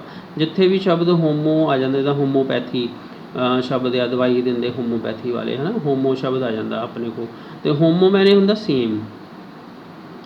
ਹੋਮੋਪੈਥੀ ਦੀ ਹੁਣ ਜੇ ਮੈਂ ਗੱਲ ਕੀਤੀ, ਉਹਦਾ ਮਤਲਬ ਹੁੰਦਾ ਕਿ ਜੇ ਤੁਸੀਂ ਜਿਹੜੀ ਬਿਮਾਰੀ ਕਰਕੇ ਬਿਮਾਰ ਹੋਏ ਆ, ਅਸੀਂ ਤੁਹਾਨੂੰ ਉਹੀ ਦਵਾਈ ਦੇਣੀ ਆ ਜਿਹੜੀ ਦਵਾਈ ਸਹੀ ਬੰਦੇ ਨੂੰ ਉਹੀ ਬਿਮਾਰੀ ਪੈਦਾ ਕਰਦੇ।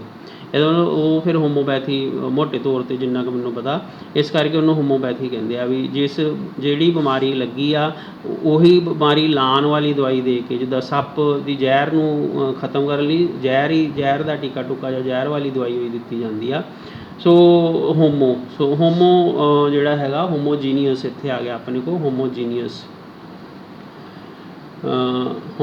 ਅਤੇ ਦੂਜਾ ਹੁੰਦਾ ਹੈਟਰੋਜੀਨੀਅਸ। ਸੋ ਇਹਦੇ ਵਿੱਚ ਕੀ ਹੁੰਦਾ ਕਿ ਵੱਖਰਾ, ਇਹ ਸੇਮ ਹੋ ਜਾਂਦਾ, ਇਹ ਵੱਖਰਾ ਹੋ ਜਾਂਦਾ ਵਾ। ਸੋ ਮਿਕਸਚਰ ਜਿਹੜਾ ਹੈਗਾ ਹੋਮੋਜੀਨੀਅਸ ਜਾਂ ਹੈਟਰੋਜੀਨੀਅਸ ਹੋ ਸਕਦਾ ਵਾ।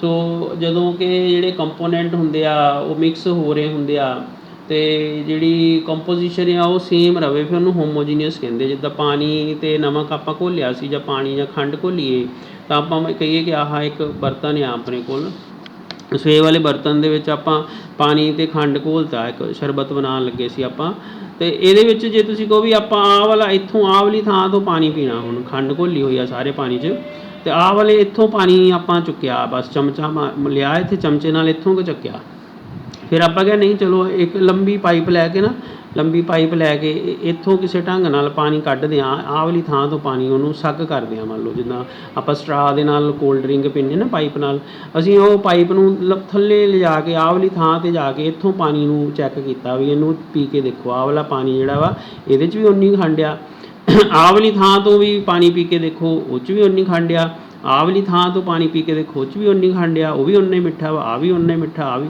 ਸੋ ਜੇ ਤੁਸੀਂ ਆਹ ਸਾਰੀ ਜਿਹੜਾ ਮੰਨ ਲਓ ਇੱਕ ਵੱਡਾ ਟੱਬ ਭਰ ਲਿਆ, ਛਬੀਲ ਲਾਣੀ ਆ, ਤਾਂ ਕੀ ਉਹ ਸਾਰੀ ਛਬੀਲ ਵਿੱਚ ਇੰਨਾ ਪਾਣੀ ਜ਼ਿਆਦਾ ਮਿੱਠਾ ਅਤੇ ਇੰਨਾ ਪਾਣੀ ਘੱਟ ਮਿੱਠਾ, ਇੱਦਾਂ ਦਾ ਨਹੀਂ ਨਾ ਹੁੰਦਾ। ਸਾਰਾ ਪਾਣੀ ਜਦੋਂ ਘੁਲ ਜਾਂਦਾ ਹੈਗਾ, ਖੰਡ ਖੁੰਡ ਸਾਰਾ, ਤਾਂ ਫਿਰ ਸਾਰੇ ਪਾਣੀ ਦਾ ਰੰਗ ਵੀ ਇੱਕੋ ਜਿਹਾ, ਅਤੇ ਸਾਰੇ ਜੇ ਚੰਗੀ ਤਰ੍ਹਾਂ ਘੋਲਿਆ ਹੋਵੇ ਤਾਂ ਮਿੱਠਾ ਵੀ ਇੱਕੋ ਜਿਹਾ ਜਿਹੜਾ ਹੈਗਾ ਉਹ ਹੁੰਦਾ, ਮੀਨਜ਼ ਉਹ ਹੋਮੋਜੀਨੀਅਸ ਹੁੰਦਾ ਹੈਗਾ ਫਿਰ, ਮਤਲਬ ਕਿਉਂਕਿ ਉਹ 'ਚ ਜਿਹੜੀ ਮਰਜ਼ੀ ਥਾਂ ਤੋਂ ਲੈ ਲਓ। ਹੁਣ ਮੰਨ ਲਓ ਤੁਸੀਂ, ਆਪਾਂ ਗੱਲ ਕਰਦੇ ਕਿ ਰੇਤਾ ਅਤੇ ਲੋਹੇ ਦੀਆਂ ਫਿਲਿੰਗਸ ਜਿਹੜੀਆਂ ਆਇਰਨ ਫਿਲਿੰਗਸ ਜਿਹੜੀਆਂ ਹੈਗੀਆਂ, ਚਲੋ ਆਇਰਨ ਪਾਊਡਰ ਕਹਿ ਲਓ, ਚਲੋ। ਸੋ ਲੋਹੇ ਦੇ ਜਿਹੜਾ ਪਾਊਡਰ ਆ, ਬੂਰਾ ਜਾਂ ਲੋਹੇ ਦਾ, ਜਿੱਦਾਂ ਆਪਾਂ ਖਰਾਦ ਦਾ ਕੰਮ ਕਰਦੇ ਹਾਂ, ਲੋਹੇ ਦਾ ਜਿਹੜਾ ਕੰਮ ਕਰਦੇ ਲੋਕ, ਤਾਂ ਉੱਥੇ ਵੀ ਲੋਹੇ ਦਾ ਪੂਰਾ ਜਿਹੜਾ ਹੈਗਾ ਜਾਂ ਉਹ ਛਿੱਲਦੇ ਆ ਉਹਨੂੰ, ਤਾਂ ਫਿਰ ਉੱਥੋਂ ਬਰੀਕ ਲੋਹੇ ਦੀਆਂ ਕਾਂਤਰਾਂ ਜਿਹੀਆਂ ਜਿਹੜੀਆਂ ਹੈਗੀਆਂ ਛਿੱਲ ਕੇ ਜਿੱਦਾਂ ਰੰਦਾ ਫੇਰਦੇ ਲੱਕੜ 'ਤੇ, ਤਾਂ ਲੱਕੜ ਦਾ ਚੂਰਾ ਭੂਰਾ ਜਿਹਾ ਨਿਕਲਦਾ, ਇੱਦਾਂ ਹੀ ਲੋਹੇ ਦਾ ਵੀ ਨਿਕਲਦਾ। ਉਹ ਲੋਹੇ ਦਾ ਪਾਊਡਰ ਜਿਹਾ ਅਤੇ ਰੇਤਾਂ ਨੂੰ ਮਿਕਸ ਕਰ ਦਈਏ, ਸੋ ਇੱਥੇ ਹੁਣ ਰੇਤਾ ਅਤੇ ਲੋਹਾ ਆਹ ਮਿਕਸ ਕਰ ਦਈਏ ਤਾਂ ਫਿਰ ਆਪਾਂ ਕਹੀਏ ਵੀ ਆਪਾਂ ਇੰਨੀ ਥਾਂ ਤੋਂ ਰੇਤਾ ਅਤੇ ਲੋਹਾ ਚੁੱਕੀਏ ਇੱਕ ਚਮਚੇ ਨਾਲ, ਆਪਾਂ ਆਹ ਵਾਲੀ ਥਾਂ ਤੋਂ ਓਨਾ ਹੀ ਚਮਚਾ ਇੱਕ ਇੱਥੋਂ ਚੁੱਕੀਏ, ਓਨਾ ਹੀ ਚਮਚਾ ਅਸੀਂ ਇੱਥੋਂ ਚੁੱਕੀਏ ਅਤੇ ਬਾਅਦ ਵਿੱਚ ਅਸੀਂ ਸਾਨੂੰ ਪਤਾ ਲੋਹਾ ਚੁੰਬਕ ਨੂੰ ਚੁੰਬੜ ਜਾਂਦਾ, ਅਸੀਂ ਇਹਦੇ ਵਿੱਚ ਨਾ ਚੁੰਬਕ ਫੇਰੀਏ ਇੰਨੀ ਥਾਂ 'ਚ, ਇਹਨੂੰ ਅਲੱਗ ਕਰ ਲਈਏ, ਇੱਥੇ ਅਲੱਗ ਰੱਖ ਲਈਏ, ਇਹਨੂੰ 1 ਨੰਬਰ ਕਹਿ ਲਈਏ, ਇਹਨੂੰ 2 ਅਤੇ ਇਹਨੂੰ 3 ਕਹਿ ਲਈਏ ਅਤੇ ਨਾ ਇਹ ਚਮਚੇ 3 ਅਲੱਗ-ਅਲੱਗ ਢੇਰੀਆਂ ਬਣਾ ਲਈਏ, ਇੱਕ ਅਲੱਗ ਬਣਾ ਲਈਏ, ਦੂਜੇ ਦੀ ਅਲੱਗ ਬਣਾ ਲਈਏ, ਤੀਜੇ ਦੀ ਅਲੱਗ ਬਣਾ ਲਈਏ। ਤਾਂ ਫਿਰ ਅਸੀਂ ਦੇਖੀਏ ਹੈਗੇ ਸੇਮ ਚਮਚੇ ਨਾਲ ਹੀ ਚੱਕੇ ਆ ਅਤੇ ਸੇਮ ਨਾਪ ਕੇ ਚੱਕੇ ਆਪਾਂ, ਇਸ ਕਰਕੇ ਉਹਨਾਂ ਦੇ ਵਿੱਚ ਨਾਪ ਵਿੱਚ ਕੋਈ ਫਰਕ ਨਹੀਂ ਹੈਗਾ, ਉਹ ਅਸੀਂ ਸਹੀ ਚੱਕੇ ਆ। ਸੋ ਇੱਕ ਬਣਾਉਣ ਵਿੱਚ ਤੁਹਾਨੂੰ ਡਿਜ਼ਾਈਨ 'ਚ ਵੱਡਾ ਛੋਟਾ ਲੱਗ ਸਕਦਾ, ਪਰ ਅਸੀਂ ਜਦੋਂ ਸੇਮ ਬਰਤਨ ਨਾਲ ਚੱਕੇ ਆ, ਸੇਮ ਚਮਚੇ ਨਾਲ ਜਾਂ ਸੇਮ ਤਰੀਕੇ ਨਾਲ ਚੱਕੇ ਆ ਅਤੇ ਸੇਮ ਹੀ ਚੱਕੇ ਆ, ਮਤਲਬ ਓਨੀ ਚੀਜ਼ ਹੀ ਲਈ ਆ ਅਲੱਗ-ਅਲੱਗ ਥਾਵਾਂ ਤੋਂ। ਮੰਨ ਲਓ ਅਸੀਂ ਅੱਧਾ ਕਿੱਲੋ ਰੇਤਾ ਲੈ ਕੇ ਤਾਂ ਉਹਦੇ ਵਿੱਚ ਮੰਨ ਲਓ ਪਾਈਆ ਜਿਹੜਾ ਲੋਹੇ ਦਾ ਬੂਰਾ ਵਾ ਉਹਨੂੰ ਮਿਕਸ ਕਰ ਦਈਏ, ਕਿੰਨੀ ਵਾਰੀ ਮਿਕਸ ਕਰ ਦਈਏ, ਕਦੀ ਇੱਧਰ ਕਰੀਏ, ਕਦੀ ਉੱਧਰਲੇ ਭਾਂਡੇ 'ਚ ਪਾਈਏ, ਕਦੀ ਉੱਧਰ ਪਾਈਏ। ਜਿੱਦਾਂ ਤੁਸੀਂ ਸੀਮਟ ਦੇ ਰੇਤਾ ਨੂੰ ਦੇਖਦੇ ਨਾ ਮਿਸਤਰੀ ਬਣਾਉਂਦੇ ਆ, ਪਹਿਲੋਂ ਕਈ ਨਾਲ ਇੱਧਰ ਨੂੰ ਢੇਰੀ ਲਾਉਂਦੇ ਆ, ਫਿਰ ਕਈ ਨਾਲ ਰੇਤਾ ਸੀਮਟ ਦੀ ਢੇਰੀ ਉੱਧਰ ਨੂੰ ਲਾਉਂਦੇ ਆ, ਫਿਰ ਇੱਧਰ ਨੂੰ ਲਾਉਂਦੇ ਆ, ਫਿਰ ਉੱਧਰ ਨੂੰ ਲਾਉਂਦੇ ਆ, ਫਿਰ ਵਿੱਚ ਪਾਣੀ ਪਾਉਂਦੇ ਆ, ਫਿਰ ਰੇਤਾ ਸੀਮਟ ਨਾਲ ਉਹਨੂੰ ਢੱਕ ਦਿੰਦੇ ਆ। ਤਾਂ ਉਹ ਵੀ ਇੱਕ ਮਿਕਸਚਰ ਬਣਦਾ, ਉਹ ਵੀ ਜਿਹੜਾ ਆ ਉਹਨੂੰ ਇਹੀ ਕੋਸ਼ਿਸ਼ ਕਰਦੇ ਆ ਕਿ ਉਹ ਹੋਮੋਜੀਨੀਅਸ ਹੋਵੇ, ਸਾਰੇ ਕਿਤੇ ਰੇਤਾ ਸੀਮਟ ਇੱਕੋ ਜਿੰਨਾ ਹੋ ਜਾਵੇ, ਇਸ ਲਈ ਉਹਨੂੰ ਕਿੰਨੀ ਵਾਰੀ ਢੇਰੀ ਨੂੰ ਉਲਟਦੇ ਪੁਲਟਦੇ ਆ। ਸੋ ਇੱਥੇ ਸੈਂਡ ਅਤੇ ਆਇਰਨ ਆਪਾਂ ਕਿਉਂਕਿ ਐਕਸਪੈਰੀਮੈਂਟ ਕਰਦੇ ਹਾਂ, ਇਸ ਲਈ ਆਪਾਂ ਰੇਤਾ ਅਤੇ ਲੋਹੇ ਦੇ ਟੁਕੜੇ ਲੈ ਲਏ, ਅਸੀਂ ਬਰਾਬਰ ਮਾਤਰਾ ਵਿੱਚ 3 ਢੇਰੀਆਂ ਲਾ ਲਈਆਂ, ਉਹਦੇ 'ਚੋਂ ਵੱਖਰੀ ਉਹ ਸਾਰੇ ਜਿਹੜਾ ਕਿੱਲੋ 2 ਕਿੱਲੋ ਸਮਾਨ ਸੀਗਾ ਆਪਣਾ ਆਹ 2 ਕਿੱਲੋ। ਸੋ ਇਹਦੇ ਵਿੱਚੋਂ ਅਸੀਂ ਢੇਰੀ ਲਾ ਕੇ ਚੁੰਬਕ ਦੇ ਨਾਲ ਲੋਹੇ ਦੇ ਟੁਕੜੇ ਲੈ ਲਏ, ਉਹਨੂੰ ਅਲੱਗ ਕਰਕੇ ਤੋਲ ਲਿਆ ਤਕੜੀ ਵਿੱਚ, ਇੱਦਾਂ ਇੱਥੋਂ ਲੈ ਕੇ ਤਕੜੀ 'ਚ ਤੋਲ ਲਿਆ, ਇੱਥੋਂ ਲੈ ਕੇ ਤੋਲ ਲਿਆ। ਅਤੇ ਅਸੀਂ ਦੇਖਾਂਗੇ ਕਿ ਇਹ ਜਿਹੜੇ ਲੋਹੇ ਦੇ ਟੁਕੜੇ ਇਹ 'ਚ ਆਉਣਗੇ, ਉਹਨਾਂ ਦੀ ਮਾਤਰਾ ਸੇਮ ਨਹੀਂ ਹੋਊਗੀ, ਕਿਸੇ 'ਚ ਵੱਧ ਹੋਊਗੇ, ਕਿਸੇ 'ਚ ਘੱਟ ਹੋਊਗੇ। ਮੰਨ ਲਓ ਕਿਸੇ ਵਿੱਚੋਂ ਤੁਹਾਨੂੰ 10 ਗ੍ਰਾਮ ਲੱਭਿਆ ਅਤੇ ਹੋ ਸਕਦਾ ਇਹ 'ਚੋਂ 11 ਗ੍ਰਾਮ ਲੱਭੇ, ਅਤੇ ਹੋ ਸਕਦਾ ਇਹ 'ਚੋਂ 15 ਗ੍ਰਾਮ ਲੱਭੇ। ਮਤਲਬ ਇਹ ਕਿ ਆਪਾਂ ਇਹ ਨਹੀਂ ਕਹਿ ਸਕਦੇ ਕਿ ਜਿੰਨਾ ਲੋਹਾ ਇੰਨੀ ਥਾਂ 'ਤੇ ਆ ਓਨਾ ਹੀ ਲੋਹਾ ਇੰਨੀ ਥਾਂ 'ਤੇ ਆ, ਓਨਾ ਹੀ ਲੋਹਾ ਇੰਨੀ ਥਾਂ 'ਤੇ ਆ।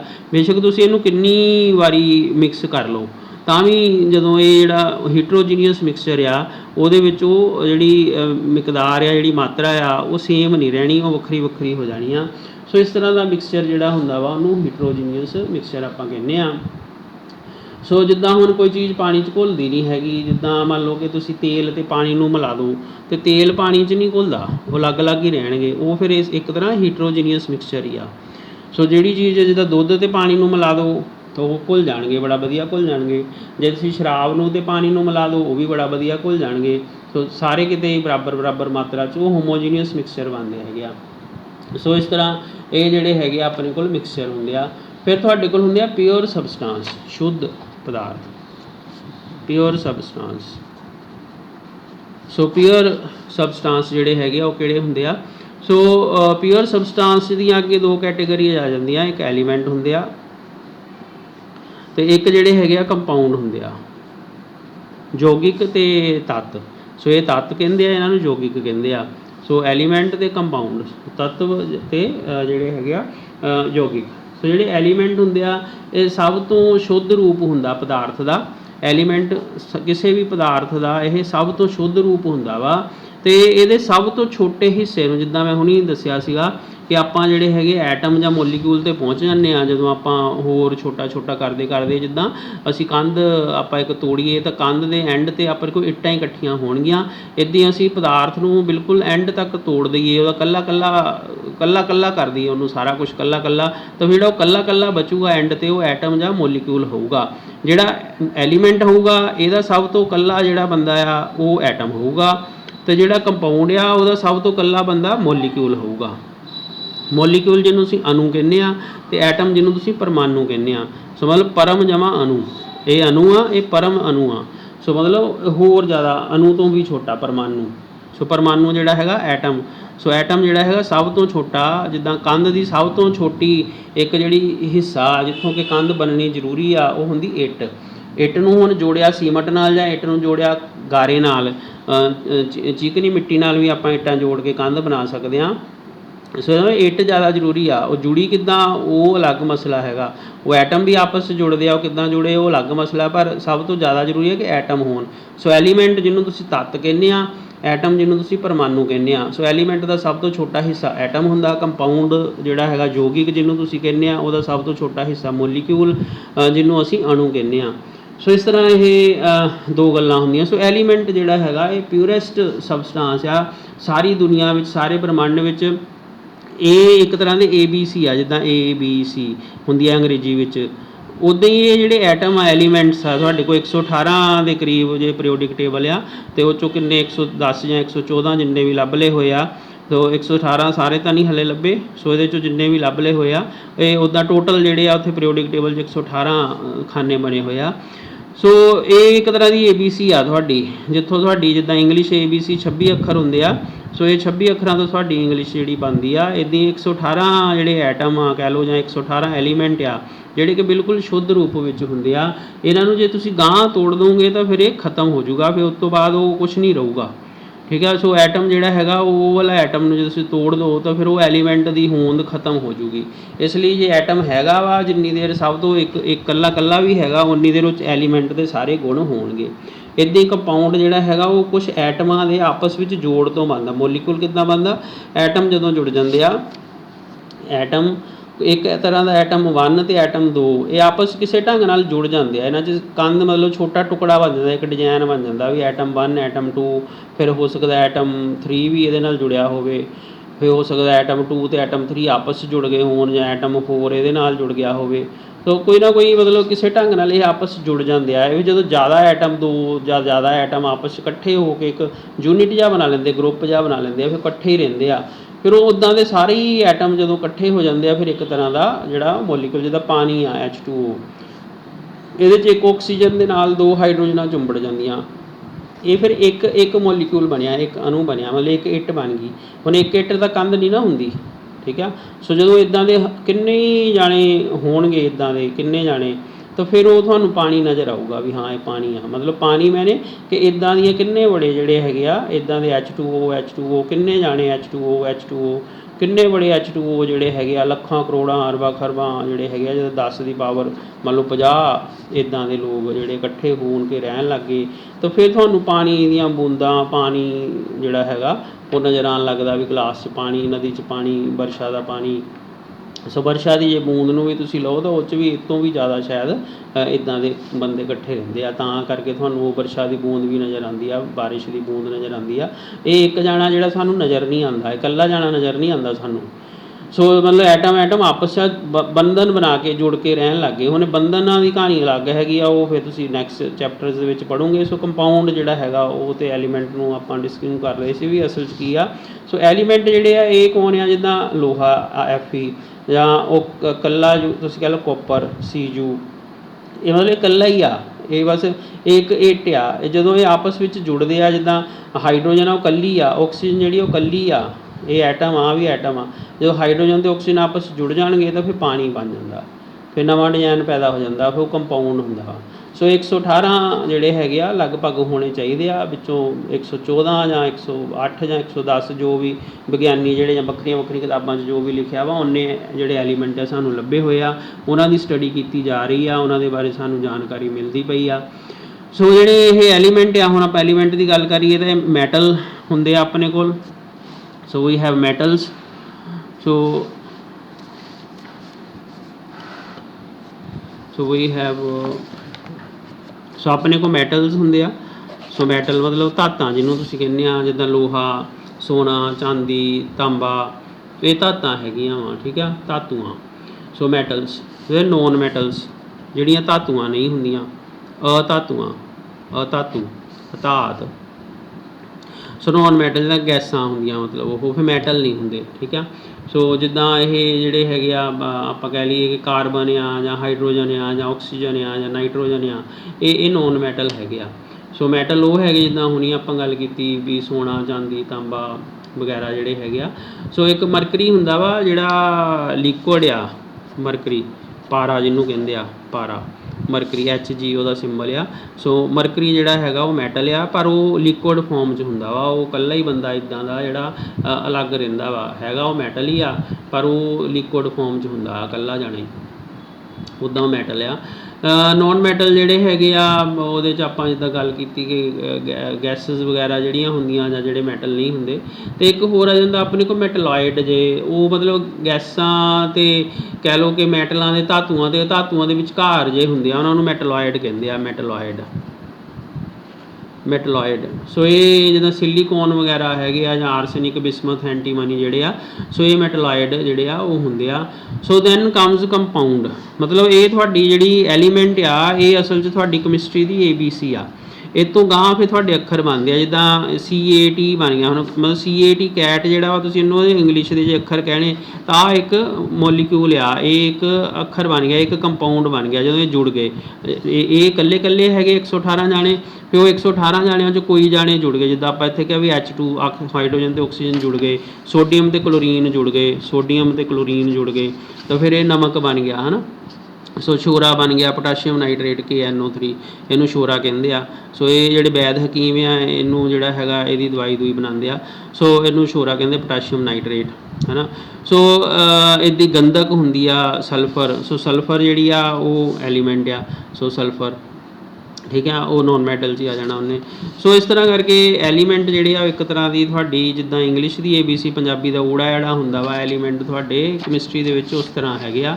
ਇਹਨਾਂ ਤੋਂ ਗਾਂਹ ਫਿਰ ਜਿਹੜੀਆਂ ਨਵੀਆਂ ਚੀਜ਼ਾਂ ਪੈਦਾ ਹੁੰਦੀਆਂ ਉਹ ਕੰਪਾਊਂਡ ਹੁੰਦੇ ਆ, ਜਿਹੜੇ ਕਿ ਜਿਨ੍ਹਾਂ ਦੀ ਕੋਈ ਹੋਂਦ ਹੁੰਦੀ ਆ, ਜਿੱਦਾਂ ਪਾਣੀ ਆ, ਨਮਕ ਆ, ਠੀਕ ਆ, ਜਾਂ ਤੁਸੀਂ ਹੋਰ ਲੈ ਲਓ ਜਿੱਦਾਂ ਤੁਹਾਡਾ ਕਹਿ ਲਓ ਕਿ ਮਿੱਠਾ ਸੋਡਾ ਆ, ਜਾਂ ਕਾਪਰ ਸਲਫੇਟ ਆ, ਜਿਹਨੂੰ ਤੁਸੀਂ ਨੀਲਾ ਥੋਥਾ ਕਹਿੰਦੇ ਆ, ਕਾਪਰ ਸਲਫੇਟ, ਸ਼ੋਰਾ ਆ, ਪੋਟਾਸ਼ੀਅਮ ਨਾਈਟਰੇਟ, ਸੋਡੀਅਮ ਕਲੋਰਾਈਡ, ਨਮਕ ਆ। ਸੋ ਇੱਦਾਂ ਦੀਆਂ ਫਿਰ ਜਿਹੜੀਆਂ ਚੀਜ਼ਾਂ ਬਣਦੀਆਂ ਆ ਜਿਨ੍ਹਾਂ ਦੀ ਆਪਣੀ ਫਿਰ ਗਾਂਹ ਹੋਂਦ ਹੁੰਦੀ ਆ, ਉਹ ਐਲੀਮੈਂਟ ਤੋਂ ਜੁੜ ਕੇ ਫਿਰ ਬਣਦੀਆਂ ਹੈਗੀਆਂ। So then you have this compound. ਹੁਣ ਜਿਹੜੇ ਕੰਪਾਊਂਡ ਹੁੰਦੇ ਆ ਇਹ ਵੀ ਸ਼ੁੱਧ ਰੂਪ ਵਿੱਚ ਹੁੰਦੇ ਆ, ਮਤਲਬ ਇਹ ਮਿਕਸਚਰ ਨਹੀਂ ਹੁੰਦੇ, ਇਹ ਪੂਰੀ ਮਤਲਬ ਪਿਓਰ ਫਾਰਮ ਹੀ ਹੁੰਦੀ ਆ ਇਹਨਾਂ ਦੀ ਵੀ। ਇਹਨਾਂ ਦੀ ਆਪਣੇ ਪੂਰੇ ਗੁਣ ਹੁੰਦੇ ਆ, ਪੂਰਾ ਹਿਸਾਬ ਕਿਤਾਬ ਹੁੰਦਾ ਇਹਨਾਂ ਦਾ। ਦੈਨ ਕੰਪਾਊਂਡ ਜਿਹੜਾ ਹੁੰਦਾ ਵਾ ਇਹ ਯੂਨੀਅਨ ਆਫ ਟੂ, ਯੂਨੀਅਨ ਮੈਨੇ ਮਿਲ ਗਿਆ। ਸੋ ਇਹ ਕਿੱਦਾਂ ਬਣਦੇ ਆ, ਯੂਨੀਅਨ। ਸੋ ਇਹਨਾਂ ਦਾ ਯੂਨੀਅਨ ਹੁੰਦਾ, ਯੂਨੀਅਨ ਮੈਨੇ ਇਕੱਠੇ ਹੋ ਜਾਂਦੇ ਆ, ਇਕੱਠੇ ਹੋ ਕੇ ਰਹਿਣ ਲੱਗ ਜਾਂਦੇ ਆ। ਜਦੋਂ ਕੋਈ ਦੋ ਜਾਂ ਦੋ ਤੋਂ ਜ਼ਿਆਦਾ ਐਲੀਮੈਂਟ ਜਿਹੜੇ ਹੈਗੇ ਆ, ਦੋ ਜਾਂ ਮੋਰ ਐਲੀਮੈਂਟ ਜਿਹੜੇ ਆ ਉਹਨਾਂ ਦਾ ਯੂਨੀਅਨ ਹੋ ਜਾਂਦਾ, ਤਾਂ ਫਿਰ ਉਹ ਮਤਲਬ ਯੂਨੀਅਨ ਕਿਹਦਾ ਹੋਣਾ, ਯੂਨੀਅਨ ਐਟਮ ਲੈਵਲ 'ਤੇ ਹੋਣਾ ਆ। ਇਹ ਨਹੀਂ ਹੈਗਾ ਵੀ ਆਹ ਮੰਨ ਲਓ ਇੱਕ ਲੋਹੇ ਦਾ ਟੁਕੜਾ ਸੀਗਾ ਅਤੇ ਇੱਕ ਮੰਨ ਲਓ ਆਹ ਆਕਸੀਜਨ ਦਾ ਸਿਲੰਡਰ ਸੀਗਾ, ਅਤੇ ਆਹ ਸਿਲੰਡਰ ਅਤੇ ਆਕਸੀਜਨ ਨੂੰ ਆਪਾਂ ਇਹਨੂੰ ਇਹਦੇ 'ਚ ਪਾਇਆ, ਅਤੇ ਆਹ ਆਕਸੀਜਨ ਆ ਮੰਨ ਲਓ, ਅਤੇ ਆਹ ਲੋਹਾ ਆ ਅਤੇ ਆਕਸੀਜਨ ਦਾ ਸਿਲੰਡਰ ਆ, ਇਹਨੂੰ ਆਪਾਂ ਕਹੀਏ ਇਕੱਠੇ ਹੋ ਜਾਓ ਅਤੇ ਇਹਦੇ ਆਲੇ ਦੁਆਲੇ ਆਕਸੀਜਨ। ਇੱਦਾਂ ਨਹੀਂ, ਇਹ ਲੋਹੇ ਦੇ ਬਿਲਕੁਲ ਕੱਲਾ ਲੋਹੇ ਦਾ ਜਿਹੜਾ ਐਟਮ ਆ, ਇਹਦੇ ਕੱਲੇ ਐਟਮ ਨੇ ਲੋਹੇ ਦੇ, ਕੱਲੇ ਮੰਨ ਲਓ ਆਹ ਇੱਕ ਟੁਕੜਾ ਤੁਹਾਨੂੰ ਲੋਹੇ ਦਾ ਨਜ਼ਰ ਆਇਆ, ਤਾਂ ਤੁਹਾਨੂੰ ਜਿੱਦਾਂ ਮੈਂ ਦੱਸ ਰਿਹਾ ਇਹ 'ਚ ਕਿੰਨੇ ਬੜੇ ਲੋਹੇ ਦੇ ਐਟਮ ਹੋਣਗੇ। ਆਪਾਂ ਫੋਰ ਕਨਵੀਨੀਅੰਸ 10-15 ਹੀ ਲਿਖਦੇ ਹੁੰਦੇ ਹਾਂ, ਜਦ ਕਿ ਮੈਂ ਵਾਰ-ਵਾਰ ਦੱਸ ਰਿਹਾ ਕਿ ਕੋਈ ਵੀ ਤੁਸੀਂ ਜੇ ਚੀਜ਼ ਦੇਖਦੇ ਪਏ ਹੋ ਤਾਂ ਉਹਦੇ 'ਚ ਘੱਟ ਤੋਂ ਘੱਟ 10 ਦੀ ਪਾਵਰ 40-50, ਇਹਦਾ ਮਤਲਬ 10 ਦੇ ਨਾਲ 40 ਜ਼ੀਰੋਆਂ ਲਾਣੀਆਂ ਤੁਸੀਂ, 40 ਜ਼ੀਰੋਆਂ, ਠੀਕ ਆ, 50 ਜ਼ੀਰੋਆਂ, 60 ਜ਼ੀਰੋਆਂ, ਇੰਨੀ ਬੜੀ ਗਿਣਤੀ ਆ। ਤੁਹਾਨੂੰ ਵੱਧ ਤੋਂ ਵੱਧ 10 ਦੀ ਪਾਵਰ 7, ਇਹ ਕੀ ਹੁੰਦਾ ਵਾ, ਇਹ ਕਰੋੜ ਹੁੰਦਾ ਵਾ। ਇਹ 10 ਦੀ ਮਤਲਬ 7 ਜ਼ੀਰੋਆਂ ਹੋਣ ਤਾਂ ਫਿਰ ਉਹਨੂੰ ਕਰੋੜ ਕਹਿੰਦੇ ਆ। ਅਰਬ ਹੋਊਗਾ ਤਾਂ 9 ਜ਼ੀਰੋਆਂ ਹੋਊਗੀਆਂ, ਠੀਕ ਆ। ਖਰਬ ਦੇ ਵਿੱਚ 11 ਜ਼ੀਰੋਆਂ ਹੋਊਗੀਆਂ। ਉਸ ਤੋਂ ਜ਼ਿਆਦਾ ਗਿਣਤੀ ਤਾਂ ਆਪਾਂ ਨੂੰ ਨਹੀਂ ਆਉਂਦੀ ਹੈਗੀ, ਪਰ ਇਹਦੇ ਵਿੱਚ 10 ਦੀ ਪਾਵਰ 40, 10 ਦੀ ਪਾਵਰ 50, 10 ਦੀ ਪਾਵਰ 100, ਇੰਨੇ ਬੜੇ ਹੁੰਦੇ ਹੈਗੇ ਆ। ਜੇ ਕੋਈ 100 ਤੱਕ ਗਿਣਤੀ ਲਿਖਣੀ ਹੋਵੇ ਤਾਂ ਪੂਰਾ ਪੇਜ ਭਰ ਜੂਗਾ, ਹੈ ਨਾ। ਤਾਂ ਜੇ ਲੱਖ ਤੱਕ ਲਿਖਣੀ ਹੋਵੇ ਤਾਂ ਤੁਹਾਡੀ ਸ਼ਾਇਦ ਕਾਪੀ ਹੋਈ ਭਰ ਜਾਵੇ ਸਾਰੀ। ਜੇ ਮੈਂ ਤੁਹਾਨੂੰ ਕਹਾਂ ਲੱਖ ਤੱਕ ਗਿਣਤੀ ਲਿਖੋ ਤਾਂ ਵੀ ਖਾਨੇ ਬਣਾ ਕੇ, ਤਾਂ ਤੁਸੀਂ ਆਪੇ ਸੋਚ ਕੇ ਦੇਖ ਲਓ ਵੀ ਕਦੋਂ 100 ਮੁੱਕੂਗਾ, ਕਦੋਂ ਫਿਰ ਉਹ 200 ਹੋਊਗਾ, ਫਿਰ 1000 ਹੋਊਗਾ, ਫਿਰ ਉਹ 1000 ਦਾ 10,000 ਬਣੂਗਾ, ਫਿਰ ਹੈ ਨਾ ਲੱਖ ਬਣੂਗਾ। ਸੋ ਕਿੰਨਾ ਹੀ ਮਤਲਬ ਲਿਖਣਾ ਪਊਗਾ, ਤਾਂ ਫਿਰ ਪੂਰੀ ਦੀ ਪੂਰੀ ਜਿਹੜੀ ਕਾਪੀ ਆਪਣੀ ਭਰ ਜਾਊਗੀ। ਸੋ ਇਸ ਤਰ੍ਹਾਂ ਆਪਾਂ ਦੇਖਦੇ ਹਾਂ ਕਿ ਵੀ ਇਹ ਜਿਹੜਾ ਜਦੋਂ ਯੂਨੀਅਨ ਹੁੰਦਾ ਵਾ ਨਾ, ਤਾਂ ਯੂਨੀਅਨ ਜਿਹੜਾ ਉਹ ਬਿਲਕੁਲ ਛੋਟੇ ਪੱਧਰ 'ਤੇ ਜਾ ਕੇ ਜਦੋਂ ਲੋਹੇ ਦੇ ਸਾਰੇ ਕਿੰਨੇ ਬੜੇ ਲੋਹੇ ਦੇ, ਜਿੱਦਾਂ ਮੈਂ ਦੱਸ ਰਿਹਾ ਇੰਨੇ ਜਾਣੇ, ਇਹ ਜਿੰਨੇ ਜਾਣੇ ਹੈਗੇ ਲੋਹੇ ਦੇ, ਕੱਲੀ ਇੱਟ ਜੇ ਆਪਾਂ ਸਮਝੀਏ, ਕੱਲੀ ਇੱਟ ਆਕਸੀਜਨ ਦੀ ਕੱਲੀ ਇੱਟ ਨਾਲ ਜੁੜੂਗੀ, ਕੱਲੇ ਨਾਲ, ਤਾਂ ਜਾ ਕੇ ਮੰਨ ਲਓ ਇਹ ਆਪਸ ਵਿੱਚ ਜਿਹੜੀ ਹੈਗੀਆਂ ਯੂਨੀਅਨ ਬਣੀ ਜਾਂਦੀ ਆ ਵੀ ਯੂਨੀਅਨ ਹੋ ਕੇ ਨਵੀਂ ਚੀਜ਼ ਬਣ ਗਈ। ਸੋ ਮਤਲਬ ਛੋਟੇ ਪੱਧਰ 'ਤੇ ਬਿਲਕੁਲ ਲੋਅਰ ਲੈਵਲ 'ਤੇ ਜਾ ਕੇ ਇਹਨਾਂ ਦਾ ਆਪਸ ਵਿੱਚ ਬੰਧਨ ਬਣਦਾ ਵਾ। ਜਿੱਦਾਂ ਹਾਈਡਰੋਜਨ ਅਤੇ ਆਕਸੀਜਨ ਸੀਗਾ, ਸੋ ਹਾਈਡਰੋਜਨ ਅਤੇ ਆਕਸੀਜਨ ਦੇ ਵਿੱਚ ਇੱਕ ਆਕਸੀਜਨ ਦੇ ਨਾਲ ਦੋ ਹਾਈਡਰੋਜਨਾਂ ਚੁੰਬੜ ਜਾਂਦੀਆਂ ਵਾ, ਇੱਦਾਂ ਕਰਕੇ ਬੰਧਨ ਬਣ ਜਾਂਦੇ ਆ। ਸੋ ਇਹ ਫਿਰ ਜਦੋਂ ਜਿੰਨੀ ਦੇਰ ਤੱਕ ਸਾਰੇ ਆਕਸੀਜਨਾਂ ਅਤੇ ਸਾਰੀਆਂ ਹਾਈਡਰੋਜਨਾਂ ਇੱਦਾਂ ਨਹੀਂ ਬਣ ਜਾਂਦੀਆਂ, ਉਨੀ ਦੇਰ ਪਾਣੀ ਨਹੀਂ ਬਣਦਾ ਹੈਗਾ। ਇਹ ਨਹੀਂ ਤੁਸੀਂ ਕਹਿੰਦੇ ਹਾਈਡਰੋਜਨ ਆਕਸੀਜਨ ਦੇ 2 ਸਿਲੰਡਰ ਉਹਨਾਂ ਨੂੰ ਮਿਕਸ ਕਰ ਦਿਓ ਉੱਦਾਂ ਹੀ, ਵੀ ਇੱਕ ਸਿਲੰਡਰ ਲਓ ਹਾਈਡਰੋਜਨ ਦਾ, ਆਹ ਹਾਈਡਰੋਜਨ ਆ ਜੀ, ਆਹ ਆਕਸੀਜਨ ਆ, ਇਹਨਾਂ ਦੋਨਾਂ ਨੂੰ ਮਿਕਸ ਕਰ ਦਿਓ, ਇੱਕ ਦੂਜੇ ਵਿੱਚ ਪਾ ਦਿਓ, ਇੱਦਾਂ ਫਿਰ ਪਾਣੀ ਨਹੀਂ ਬਣਨਾ। ਸੋ ਜਿੰਨੀ ਦੇਰ ਉਹ ਇਕੱਲਾ ਜਿਹੜਾ ਆਕਸੀਜਨ ਦਾ ਐਟਮ ਆ, ਪਹਿਲਾਂ O2 ਆ, ਇਹ ਟੁੱਟ ਕੇ ਪਹਿਲਾਂ O ਬਣੂਗਾ, ਫਿਰ ਇਹਦਾ HH ਦਾ HH ਟੁੱਟੂਗਾ, ਇਹ HH ਬਣੂਗਾ, ਫਿਰ ਇਹ ਵਾਲਾ O2 H'ਾਂ ਨੂੰ ਆਪਾਂ ਦੇ ਨਾਲ ਜੋੜੂਗਾ, ਤਾਂ ਫਿਰ ਜਾ ਕੇ ਮਤਲਬ ਇਹ ਥੋੜ੍ਹਾ ਔਖਾ ਤਰੀਕਾ, ਮੀਨਜ਼ ਇਹ 'ਚ ਊਰਜਾ ਲੱਗੂਗੀ ਸਾਰਾ ਕੰਮ ਕਰਨ ਲਈ, ਫਿਰ ਜਾ ਕੇ ਪਾਣੀ ਬਣੂਗਾ ਜੇ ਆਪਾਂ ਇੱਦਾਂ ਕਰਨਾ ਹੋਵੇ। ਸੋ ਮਤਲਬ ਕਿ ਯੂਨੀਅਨ ਹੁੰਦਾ ਵਾ ਕੋਈ 2 ਜਾਂ ਜ਼ਿਆਦਾ ਐਲੀਮੈਂਟਸ ਦਾ। ਐਲੀਮੈਂਟ ਦੇ ਯੂਨੀਅਨ ਤੋਂ ਭਾਵ ਇਹ ਨਹੀਂ ਹੈਗਾ ਕਿ ਐਲੀਮੈਂਟ ਜੁੜ ਗਏ, ਐਲੀਮੈਂਟ ਦੇ ਐਟਮਸ ਨੇ ਜਾਂ ਐਲੀਮੈਂਟ ਦੇ ਐਟਮਸ ਨੇ ਆਪਸ ਵਿੱਚ ਜੁੜਨਾ ਵਾ। ਉਦੋਂ ਇਕੱਲੇ ਜਿਹੜੇ ਐਟਮ ਆ ਉਹਨਾਂ ਨੇ ਆਪਸ 'ਚ ਜੁੜ ਕੇ ਬੰਧਨ ਬਣਾਉਣੇ ਆ, ਤਾਂ ਫਿਰ ਤੁਹਾਡੇ ਕੋਲ ਜਿਹੜਾ ਕੰਪਾਊਂਡ ਆ ਉਹਦੀ ਹੋਂਦ ਜਿਹੜੀ ਆ ਉਹ ਹੋਣੀ ਆ। ਸੋ ਇਹਦੇ ਵਿੱਚ ਡੈਫੀਨੇਟ ਪ੍ਰਪੋਰਸ਼ਨ ਵੀ ਹੋਣੀ ਆ। ਇਹ ਨਹੀਂ ਹੈਗਾ ਕਿ ਵੀ ਆਪਾਂ 5 ਆਕਸੀਜਨਾਂ ਲੈ ਲਈਏ ਅਤੇ 2 ਹਾਈਡਰੋਜਨਾਂ ਲੈ ਲਈਏ, ਇੱਦਾਂ ਨਹੀਂ ਹੋਣਾ। ਵੀ 5 ਆਕਸੀਜਨਾਂ ਲੈ ਲਈਏ 2 ਹਾਈਡਰੋਜਨ ਲੈ ਲਈਏ, ਇੱਦਾਂ ਨਹੀਂ ਹੋਣਾ। ਇਹਦੀ ਡੈਫੀਨੇਟ ਪ੍ਰਪੋਰਸ਼ਨ ਆ, ਡੈਫੀਨੇਟ ਪ੍ਰਪੋਰਸ਼ਨ ਆ। ਸੋ ਡੈਫੀਨੇਟ ਪ੍ਰਪੋਰਸ਼ਨ ਤੋਂ ਕੀ ਭਾਵ ਆ ਕਿ H2O ਹੀ ਹੋਣੇ ਆ ਸਾਰੇ, H2O ਹੀ, H2O ਦੇ ਆਲ ਆਰ H2O, ਮਤਲਬ 2 ਹਾਈਡਰੋਜਨਾਂ ਅਤੇ 1 ਆਕਸੀਜਨ ਹੀ ਲੱਗਣੀ ਆ। ਇਹ ਤੁਸੀਂ 3 ਹਾਈਡਰੋਜਨਾਂ ਅਤੇ 1 ਆਕਸੀਜਨ ਲਾ ਕੇ ਗੁਜ਼ਾਰਾ ਕਰ ਲਓ, ਚਲੋ ਤੁਸੀਂ ਐਂ ਕਰੋ 4 ਹਾਈਡਰੋਜਨਾਂ ਲੈ ਲਓ ਅਤੇ 2 ਆਕਸੀਜਨਾਂ ਲੈ ਲਓ, ਇੱਦਾਂ ਨਹੀਂ ਹੋਣਾ। ਇਹ ਇੱਦਾਂ ਹੀ ਹੋਣਾ ਆ, ਮਤਲਬ ਡੈਫੀਨੇਟ ਪ੍ਰਪੋਰਸ਼ਨ ਆ ਵੀ ਜੇ 1 ਆਕਸੀਜਨ ਚਾਹੀਦੀ ਆ ਤਾਂ 1 ਐਟਮ ਆਕਸੀਜਨ ਦਾ ਅਤੇ 2 ਐਟਮ ਹਾਈਡਰੋਜਨ ਦੇ ਹੀ ਚਾਹੀਦੇ ਆ। 1 ਆਕਸੀਜਨ 2 ਹਾਈਡਰੋਜਨਾਂ, ਫਿਰ ਇਹ ਆਪਸ 'ਚ ਜੁੜਨਗੇ, ਫਿਰ ਹੀ ਉਹ ਪਾਣੀ ਬਣਨਾ ਵਾ। ਜੇ ਤੁਸੀਂ ਕਹੋ ਨਹੀਂ ਜੀ ਆਪਾਂ ਤਾਂ ਕਿਸੇ ਹੋਰ ਢੰਗ ਨਾਲ ਕਰਨਾ, ਅਸੀਂ ਤਾਂ 2 ਹਾਈਡਰੋਜਨਾਂ ਲੈਣੀਆਂ ਅਤੇ 2 ਆਕਸੀਜਨਾਂ ਲੈਣੀਆਂ, ਆਕਸੀਜਨਾਂ ਦੇ 2 ਬੰਦੇ ਅਤੇ 2 ਹਾਈਡਰੋਜਨਾਂ ਦੇ ਬੰਦੇ ਲੈ ਕੇ ਫਿਰ ਅਸੀਂ ਨਵੀਂ ਚੀਜ਼ ਬਣਾਉਣੀ ਆ, ਫਿਰ ਉਹ H2O2 ਬਣਨਾ ਵਾ। ਉਹ ਦੈਟ ਇਜ਼ ਹਾਈਡਰੋਜਨ ਪਰ ਆਕਸਾਈਡ, ਉਹ ਫਿਰ ਅਲੱਗ ਚੀਜ਼ ਹੈਗੀ ਆ, ਉਹ ਫਿਰ ਪਾਣੀ ਨਹੀਂ ਹੈਗਾ। ਸੋ ਇਸ ਤਰ੍ਹਾਂ ਇਹ ਡੈਫੀਨੇਟ ਪ੍ਰਪੋਰਸ਼ਨ ਦੇ ਵਿੱਚ ਇਹ ਜੁੜਦੇ ਹੈਗੇ ਆ। So substance which is obtained by the union of 2 or more element in a definite proportion by weight, ਉਹਨਾਂ ਦਾ ਜਿਹੜਾ ਭਾਰ ਦੇ ਹਿਸਾਬ ਨਾਲ ਉਹਨਾਂ ਦਾ ਪ੍ਰਪੋਰਸ਼ਨ ਜਿਹੜਾ ਵਾ ਉਹ ਹੋਣਾ ਚਾਹੀਦਾ। ਸੋ ਜਦੋਂ ਕਿ ਉਹ ਆਪਸ ਵਿੱਚ ਡੀਕੰਪੋਜ਼ ਕਰਦੇ ਆ, ਜਦੋਂ ਜੁੜਦੇ ਆ ਅਤੇ ਉਹਨਾਂ ਦੀ ਜਿਹੜੀ ਗਿਣਤੀ ਆ, ਜਿਹੜਾ ਉਹਨਾਂ ਦਾ ਭਾਰ ਆ, ਉਹਦਾ ਫਿਕਸ ਹੋਣਾ ਚਾਹੀਦਾ ਆ, ਫਿਰ ਹੀ ਉਹ ਜਿਹੜਾ ਹੈਗਾ ਚੀਜ਼ ਜਿਹੜਾ ਆਪਣੇ ਕੋਲ ਬਣਦਾ ਹੈਗਾ। then you have inorganic compound and organic compound। Organic compound ਤੋਂ ਮੋਟੇ ਤੌਰ 'ਤੇ ਭਾਵ ਇਹ ਹੁੰਦਾ ਹੈਗਾ ਕਿ ਇਹ ਜਿਹੜੀਆਂ ਲਿਵਿੰਗ ਬੀਇੰਗਸ ਹੁੰਦੀਆਂ, ਬੂਟੇ ਪੌਦੇ ਜਾਨਵਰ ਜੀਵ ਜੰਤੂ ਹਿਊਮਨ ਬੀਇੰਗ, ਇਹਨਾਂ ਦੇ ਨਾਲ ਜਿਹੜੀਆਂ ਕੈਮਿਸਟਰੀ ਦੇ ਜਿਹੜੇ ਕੰਪਾਊਂਡਾਂ ਦੀ ਗੱਲਬਾਤ ਆਪਾਂ ਕਰਦੇ ਹਾਂ, ਉਹਨਾਂ ਨੂੰ ਅਸੀਂ ਮੋਟੇ ਤੌਰ 'ਤੇ ਆਰਗੈਨਿਕ ਕਹਿ ਸਕਦੇ ਹਾਂ, ਕਿਉਂਕਿ ਆਰਗੈਨਿਜ਼ਮਸ ਆਪਾਂ ਕਹਿੰਦੇ ਨਾ ਲਿਵਿੰਗ ਆਰਗੈਨਿਜ਼ਮਸ। ਸੋ ਆਰਗੈਨਿਜ਼ਮਸ ਤੋਂ ਆਰਗੈਨਿਕ ਜਿਹੜੇ ਹੈਗੇ ਆ ਉਹਦੀ ਗੱਲ ਹੁੰਦੀ ਆ ਕੰਪਾਊਂਡ, ਆਰਗੈਨਿਕ ਕੰਪਾਊਂਡਸ। ਅਤੇ ਬਹੁਤ ਪਹਿਲੋਂ ਤਾਂ ਮੰਨੀ ਇਹ ਜਾਂਦਾ ਸੀਗਾ ਕਿ ਇਹ ਸਾਰੇ ਆਰਗੈਨਿਕ ਕੰਪਾਊਂਡ ਜਿਹੜੇ ਹੈਗੇ ਆ ਉਹ ਇੱਦਾਂ ਹੀ ਜਿੱਦਾਂ ਮੈਂ ਬੋਲਿਆ ਹੁੰਦੇ ਆ।